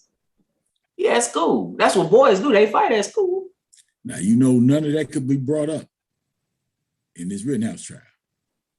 All the stuff in the past. Yeah, see, that's what I'm saying. I don't expect. It's different situations, different trouble. I don't expect fairness. I just look at it from lastly, brothers, let me get this. Like we've been on here a while. My bad. No, you're all good, brother. You ain't do nothing wrong. What you brothers think about that ad, that Disney ad? Y'all saw that? Y'all didn't see that? Mm-hmm. The Disney stepdad ad. Y'all didn't see that? You gonna play it for us? Huh? Can you play it? I gotta look it up. I don't know if I could play it on here.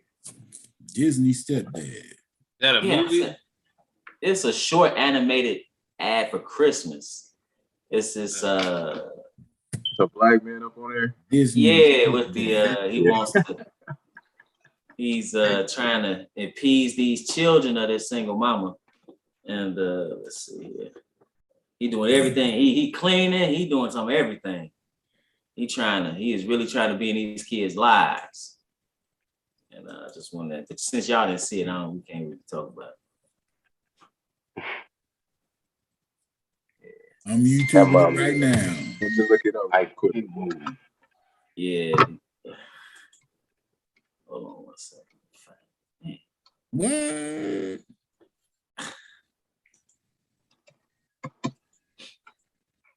The stepdad. Yeah, y'all didn't see that. That's on him. He building gingerbread houses. He cooking. He doing laundry. He's sweeping. He playing with the kid. I'm looking at her like, what's she doing? And where they father? But I was thinking, my head, those kids gonna get older. At first, he gonna ask them to wash the dishes. First thing gonna come out their mouth, you ain't my daddy. Mm-hmm. Who you talking to? You ain't my daddy. Hey, man. And I'm noticing that always, like any commercial or anything that comes on now that has like couples, they're always interracial. Yes. Say again, brother. They're always interracial. Yeah, they're pushing that heavy. They're pushing it very heavy. Why do you think that is? Good Come question. on. I'm not saying I know the answer. I'm asked. That was a question. Why do you think that is? Mhm.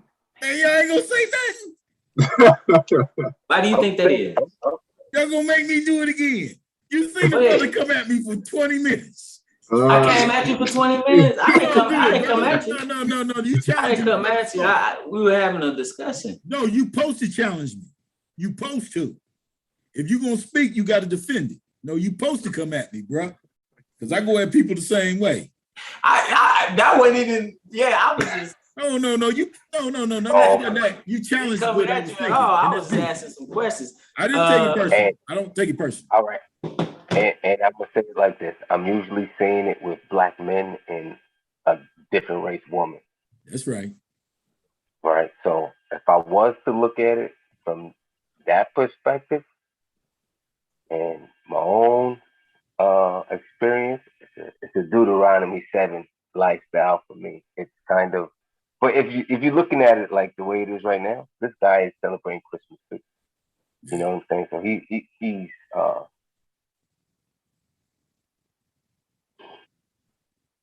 even though, all right, these not his children, but if he were to have children with this woman, he's having he's locking his life to somebody who's not. I don't know. Come I don't know on, how to man. say it. Say it. I don't no. Because it's the way I'm seeing it. I'm over here like, what he gonna say? I don't know. What he Brother, gonna you gonna make me the bad guy again? I don't have no You job. wasn't a bad guy the first time. What I've been that my whole you ain't life, been a bro. bad guy. What? I Go had ahead, these man. arguments on my job. You did. Man, I don't hold back. We know the Bible don't condone interracial marriage. We don't. We know that. But we know both of you are supposed to be in the truth. And the person you marry, if they're out of your race, should be in the truth. But I just believe in today's society, usually in the truth that we know of the Bible, most I'm making an assumption, most foreign women are not, and most Hebrew men are not either. But I think that if you are, I'm probably off of the direction, but at the same time, I just feel like there's no, like, for experience, me and you can't connect on our lives, how our people have been treated as a unit. You understand what I'm saying? You don't understand my life story. You don't know my history, and you really can't empathize with what my people have been through. Okay, let me say this. Let me just say this to clear this up real quick. I know you mentioned it, but I don't want for somebody to come in and they gonna do this anyway, right? Mm-hmm. But the problem comes in, you see it, and you can, and when you're reading toward those nations weren't serving the true and living God. I know you touched upon it after. I want to make that clear because, like you see the example of Ruth, you see the example, even Moses, who wrote the law, married an Ethiopian woman. He had a Midianite woman, he had an Ethiopian woman. Midianite woman came obviously later. Then the question of where the Israelites early on get their wives from. Right? So the issue is when you're dealing with somebody worshiping falsely. Okay. I don't make that point. Now I don't. Now you say you know why this is being pushed. You can enlighten me on that. I don't think I'm always seeing it, but I don't know. Now, Brother Elber's gonna have to enlighten both of us.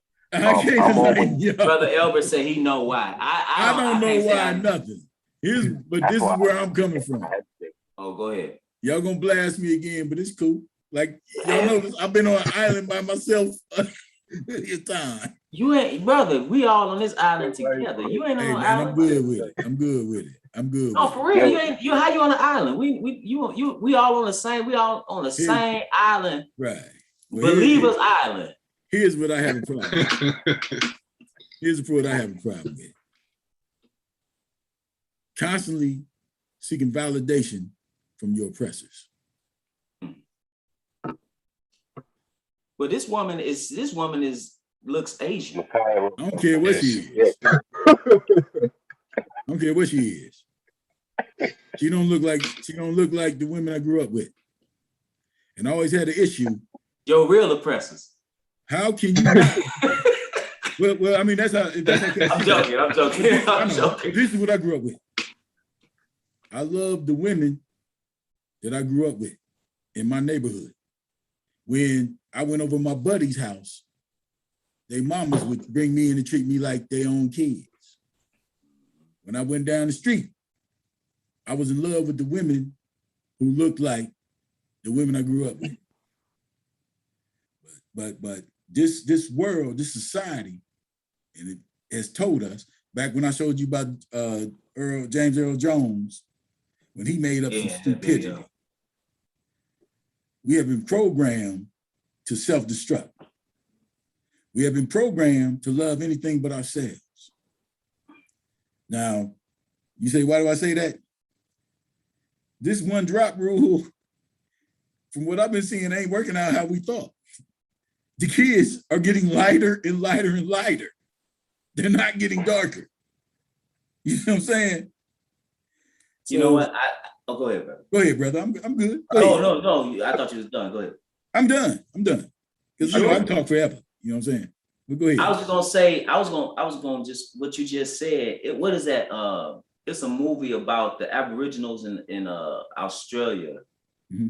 Is it Rabbit Fence or something like that? And there's a scene in this film where they show whites talking about how the intermingling with the natives, or the indigenous, I should say, would actually lead to their whitening.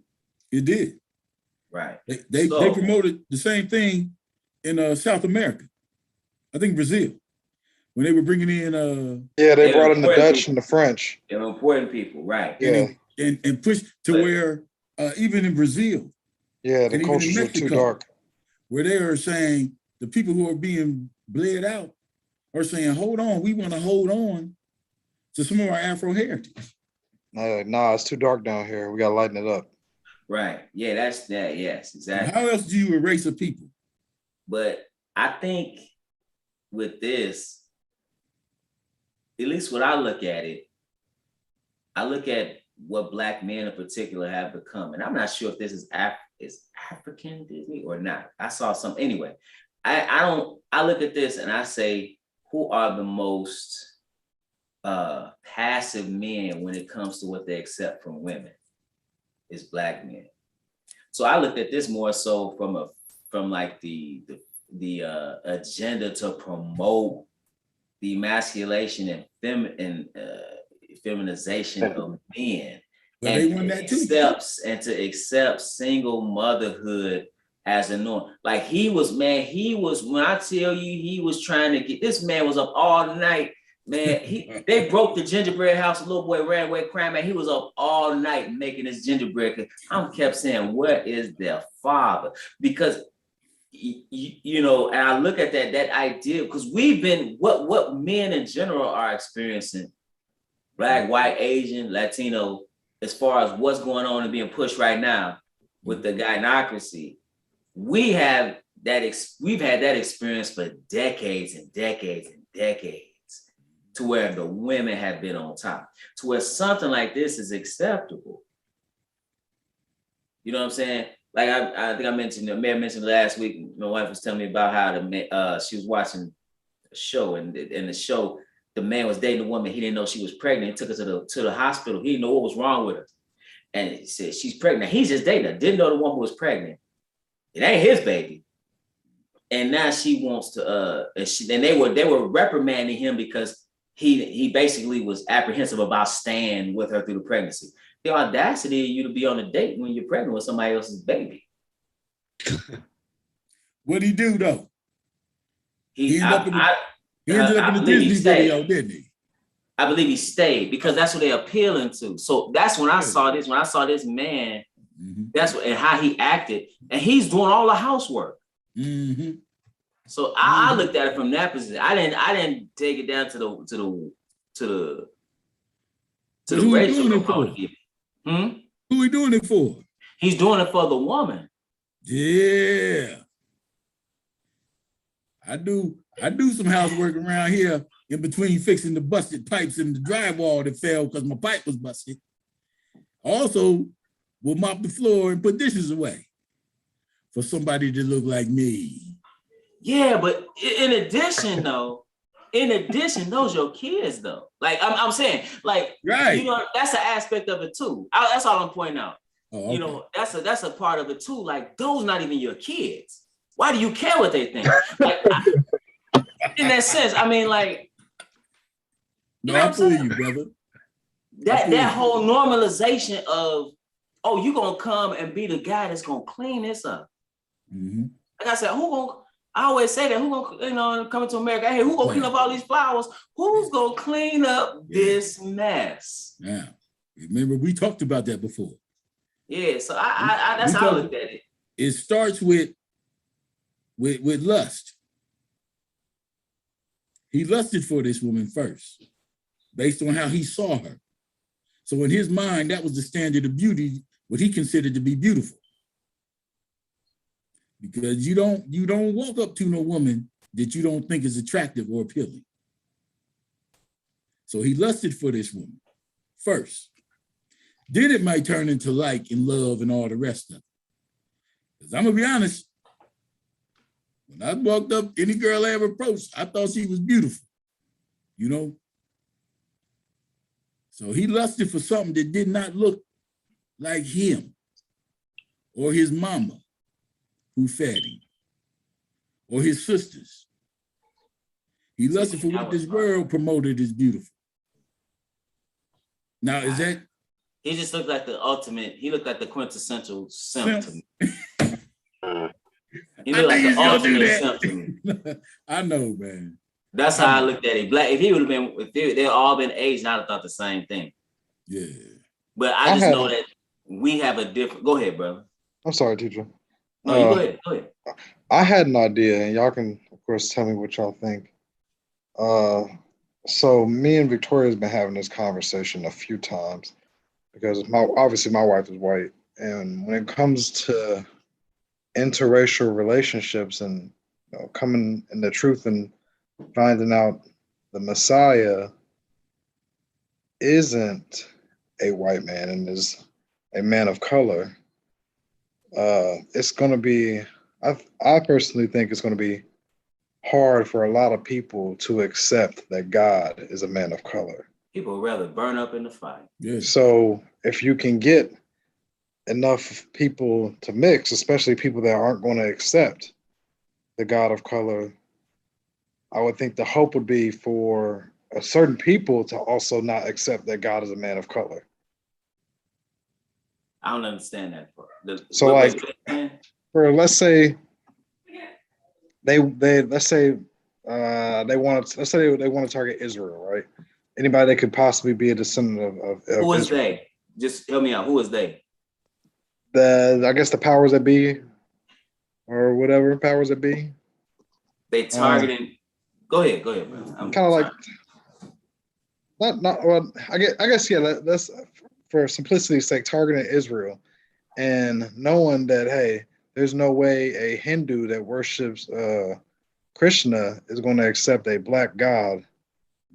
And if this man, or if this man loves her, then the likelihood of him defending her is going to be highly likely, and he's not going to accept that black god either.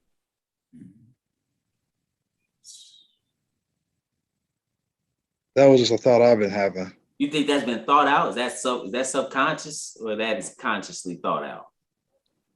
I don't know. I mean, I thought of it, and I'm not that smart. So I figure if these crafty councils could think of it. So say what you said again, brother. You saying, I apologize. Say it one more time. So for me, I'm blessed, right? My wife is white, and she does believe God is black. But there's probably brothers out there that are married to white women, and they will never believe God is black.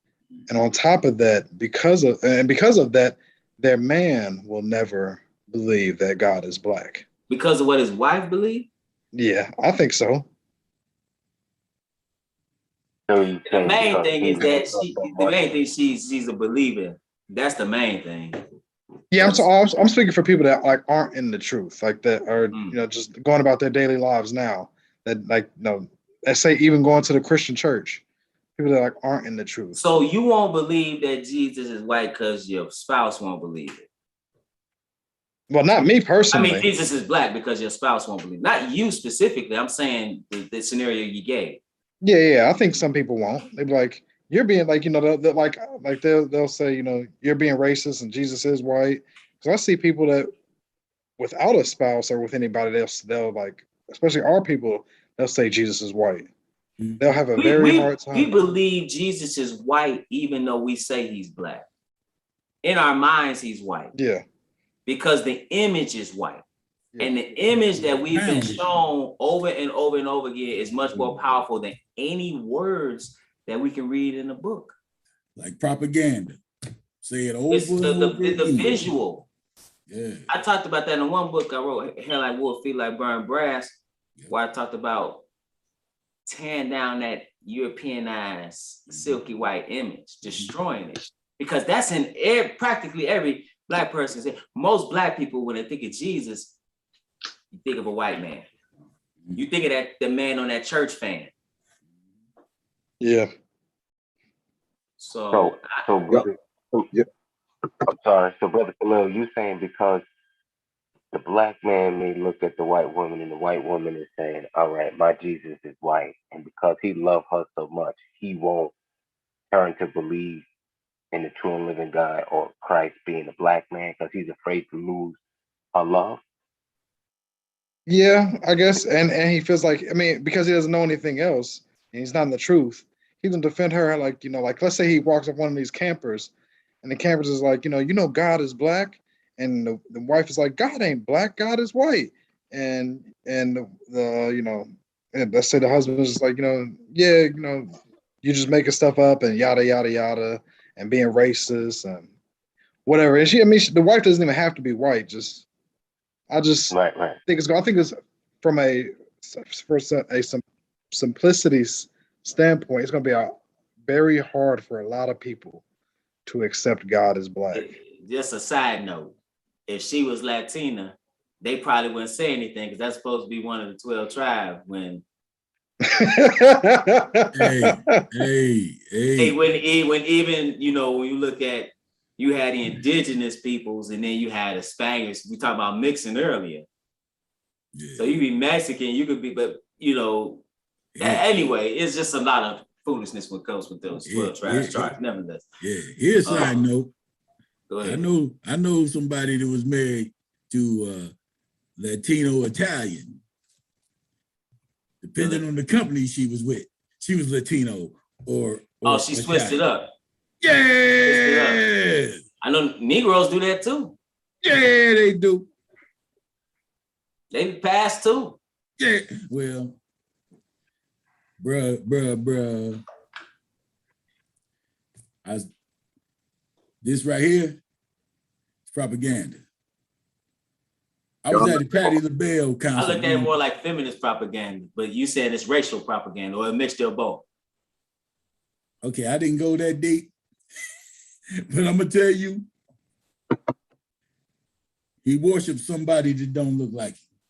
We're worshiping false. They all worshiping false. Now here's another question. Go ahead. If this was a whole black family, you think that it would get the attention of most people, or it would be looked over? It would be looked over. That's the norm in black families. Almost 80% of children born out of wedlock. So you got a bunch of single mothers dealing with the new father that's coming in to take care of somebody else's biological imperative. That is the norm in the black family. But his situation, he wanted to be. He craved the acceptance. So the acceptance, that could speak to that, but it was. He couldn't. I don't know, but it couldn't necessarily make him white, the woman white, because I don't know. He begged to be loved, didn't he? Oh my goodness, man! He wanted the love of those kids so bad. She just over there looking at him like this simpleton. So he seeked validation in something that looked nothing like him. Yeah, but he knew if he get to the kids, he had the mom. Man, you keep He your kids. thinks that. Yeah. I ain't begging nobody to love me. That's what Y'all he see thought. If he could get to the kids, he could get to mommy. Mom, the look how she brother- looking at. What you the say, brother brother? She called- looking at. y'all seen that movie? It's called River Runs Red. It's about this family. It's an interracial couple. It's a black man and it's an Asian woman. And the black man, he's a judge, and the woman, she's a cop. And their son ended up getting killed in a traffic stop. And the whole movie is about um, the trial and stuff, trying to get their son justice from the guy who killed him and stuff like that. But that was a weird movie. I had thought about when I saw this. That's what made me think about that. Yeah, I didn't even look at the racial aspect of it. I just looked at how he was behaving, trying to get the acceptance. Yeah, that is still bogus though. He said up there with them kids like they his kids. Yeah, I didn't see it. So that I mean, I don't know, bro. I'm laughing because when people say love is blind, they lying, man. No, love ain't blind. Love's not unconditional either. That's right. That's right. It's with condition. Yeah. She'll love you, you keep paying these bills. You stop paying these, you'll find out how conditional love is. Stop paying those bills. Oh man. All right, my bad. You ain't do nothing wrong. I'm just laughing because I'm bringing I up honestly stuff. didn't even look at the racial component of it. I Okay. just looked at it. It's me, man. It was being such a simple. It's me, man. What yeah, that's bogus, man. Is this supposed to be a movie? It's an animated cartoon. I mean, obviously that's what cartoons are. I mean, it's a short animation. Excuse me. Okay, I'm thinking it's like a movie or like a series or something that's supposed to be coming out. I hope not. I think it's just something they put out for Christmas or whatever. The main thing, yeah, they dealing in paganism and pushing paganism and basically for you to accept anything. Now, minister, there's nothing on TV that hasn't been run through several screenings, opinion boards, anything else. Mm-hmm. So when Yeah, I see stuff on TV, it is by design. Like I said, it is propaganda. Mm-hmm. But you know it's propaganda because they'll take a loss. They'll screen something they know it's not gonna do well. Right. They'll put a movie out, they know it's not gonna do well, and they'll put it out anyway. It's like, man, y'all putting that out anyway. Y'all know that's gonna suck. Because I done heard this clown president bring up the exact same thing that y'all mentioned earlier. Every commercial, there's an interracial couple. But I don't see it helping. It's not helping. That'll give somebody peace of mind. Oh, look what we're doing. But it is not changing the true dynamics of what we're dealing with in this society. Yeah, I don't know, bro. Sense. Main thing I say, whoever you marry, you want to make sure that person knows the Most High. Oh, That's what I would say. Yeah. And that men need to have better standards in what they're willing to accept. Because lack of standards will basically ruin your life. Absolutely. Standards save your life. Yes. That's crazy. How is it? Stepfather. How could a person be a stepdaddy? Say again? I said, how could somebody be a stepdaddy? Well, I mean, there are certain situations in the sense of like, I mean, what this, you know what I'm really talking about? What I'm really talking about is men and they're not considering the woman that they're with or choosing to be with that has all these kids. I'm not, and not even in this case per se, in this Disney thing, but like you're dealing with situations in which you have several children by several different fathers, and now you understand she has 3 kids. Do you understand you are fourth in her life? you're not above those kids. Yeah. So, and then you oftentimes don't have, like I said, it's all love and now with this, but what happens when you say something they don't agree with? What's going to be her response? What's going to be this boy's response who say, you're not my father? As a matter of fact, I'm the man of this house. It could happen, but when my son was going to college, I've seen other players that he was with, they broke down in tears over their stepdads raising them. They even said, this man took me when my own father didn't take me.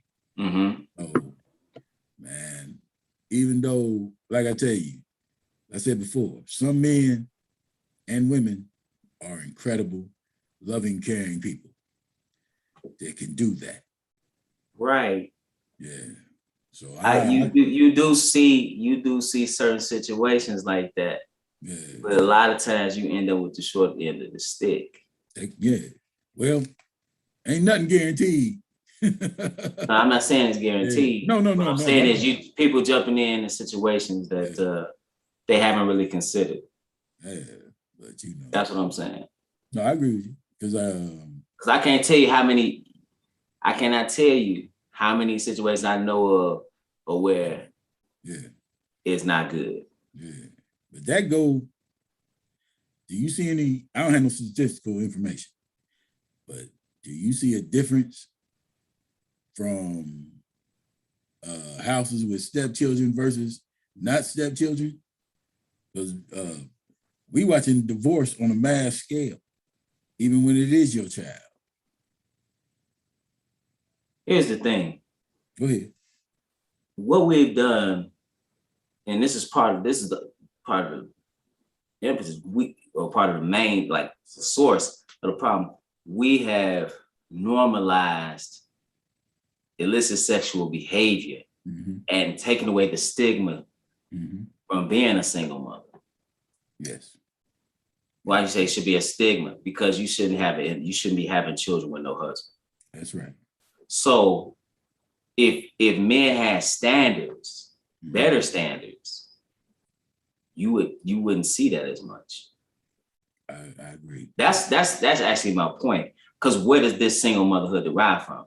Oftentimes it derives from not necessarily being married, having babies with somebody you're not married to. Yeah. It's not like some women, they married, get divorced, and then a lot of the women are initiating divorce. So they're taking the kids from one man and expecting another man to raise them. Yeah. And will tell you not to have any kids. That's crazy. That's actually what I'm talking about. Okay. That's what I saw when I saw this. I think another thing that you see in this is that like you see the kids belonging to the women. Yeah. Should be belonging to another man. They're kidnapping these kids. That's true. Yeah. Holding them for ransom. That's true. That's crazy. I know what I hear a lot.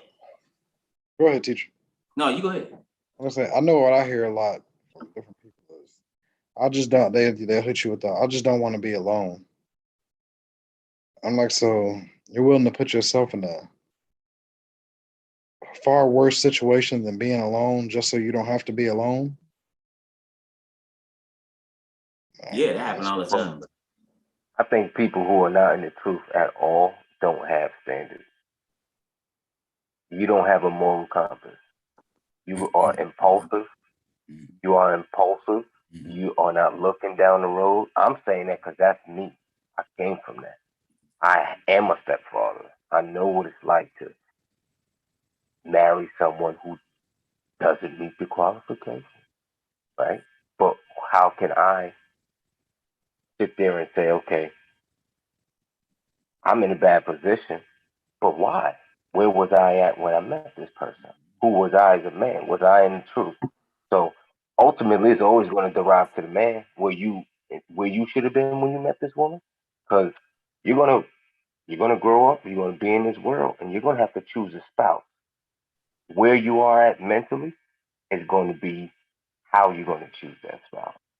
Because, like you said, Brother Albert, if the lust of the eyes is going at you, you don't care how many kids she got. And guess what? you end up making a baby with her too, because you playing games you shouldn't be playing. That's just what happens. Most men ain't looking for long-term relationships to begin with. They Right. trying to get, and most of the time, mama with more kids is an easier target. But that's This a is whole nother conversation, bro. Yeah. Hey, and that's a mindset of a man, Yeah, right? Who Right. chasing the Lord. But when the yeah, Lord gets you and he show you your foolishness, now he's trying to fix your bad. Right. No, I'm yeah. with So, you. And that's one thing too, though. You know, there was a time where, you know, you wouldn't even marry a woman that, you know what I'm saying? mm-hmm. And those two before, I ain't talking about you in the word, you in the truth, you ain't in nothing. It just wasn't the case. And then, so what happens is too, that is less likely to happen. But see, we normalizing this saying, okay, you can have these children and somebody else, another man, you expect me and my children. Wait, whoa, what? Yeah. Mm-hmm. Why should a man do that? Like what I'm saying right now is kind of like, this is not It's not acceptable. beneficial. It's Yeah. not acceptable for people, you know, they how dare you say that? But that's the reality. Like, why should he? Matter of fact, why, you know what I'm saying? Like, that's what I'm saying. You got to stop putting yourself, men got to stop accepting anything, and women got to stop doing anything. Men got to stop doing anything. Women shouldn't be accepting anything. Just like Right. you're laying with men you have no business laying with. You know he wasn't about anything. Why are you having this baby? Yeah. But like the brother said, bro, I have a hard Same. time with it because I'm guilty of it. You know, my firstborn was out being a fool, you know? So it's hard for me to now I'm saying you had a good foundation. God bless you, man. You did everything by the book, and I'm praying my children do. But I was that foul dude. I messed up. That's why I admire Brother Austin, because he has a foundation in the word. I ain't had it. And that's what I think I hear Brother Willie saying. I had a child when I was stupid. And I've been spending the rest of my life trying to make it right for the most part. I understand. Yeah. No, what you're saying is absolutely correct, my brother. Bro, like, yeah. we even, and I'm not, I mean, obviously, like he said, the word is your moral compass. But there again, there was a time we weren't even necessarily just accepting that. Yeah. For marriage, to be with, we weren't just accepting that. I mean, that's something, and now it's just normal. This is what should be. No, actually, it shouldn't. You're right. You're right. It shouldn't be. In no means am I excusing what There's I nothing did. beneficial coming. What's that? I said, no means am I excusing what I did.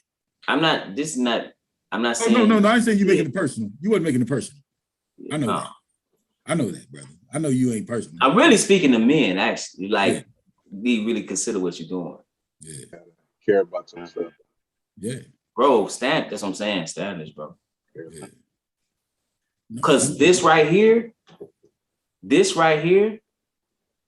is all about beneficial to her. I agree. Yeah. Do he How is this beneficial to you when you get love? Tell me, go somewhere else with that. Do he have any kids? I didn't see a little Tyrone running around there. If he'd came through the door with Tyrone and Aisha, it might have been cool. This little man over here. Absolutely.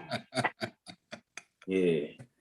But anyway, my bad. Yeah, that was all about yeah, so that's all. That's how I think I just seen how he was basically the servant. He was basically the servant. More programming, huh? Yeah, that's how I thought it was programming in that way. I didn't even think about the racial component, to be honest. My bad. I hadn't even thought that far. I just thought, I said, man, this is crazy. But all right, brothers, I know we've been on quite a while. Hey, but it was a good conversation. Yeah, it was good. Yeah, good. And Lord willing, I'll see you brothers in a few hours for Bible study. Amen. Amen, brother. Appreciate all right. it. Peace to everybody. Peace, family. Peace. Ooh, I missed that what Micaiah said. Dang. All right. Peace.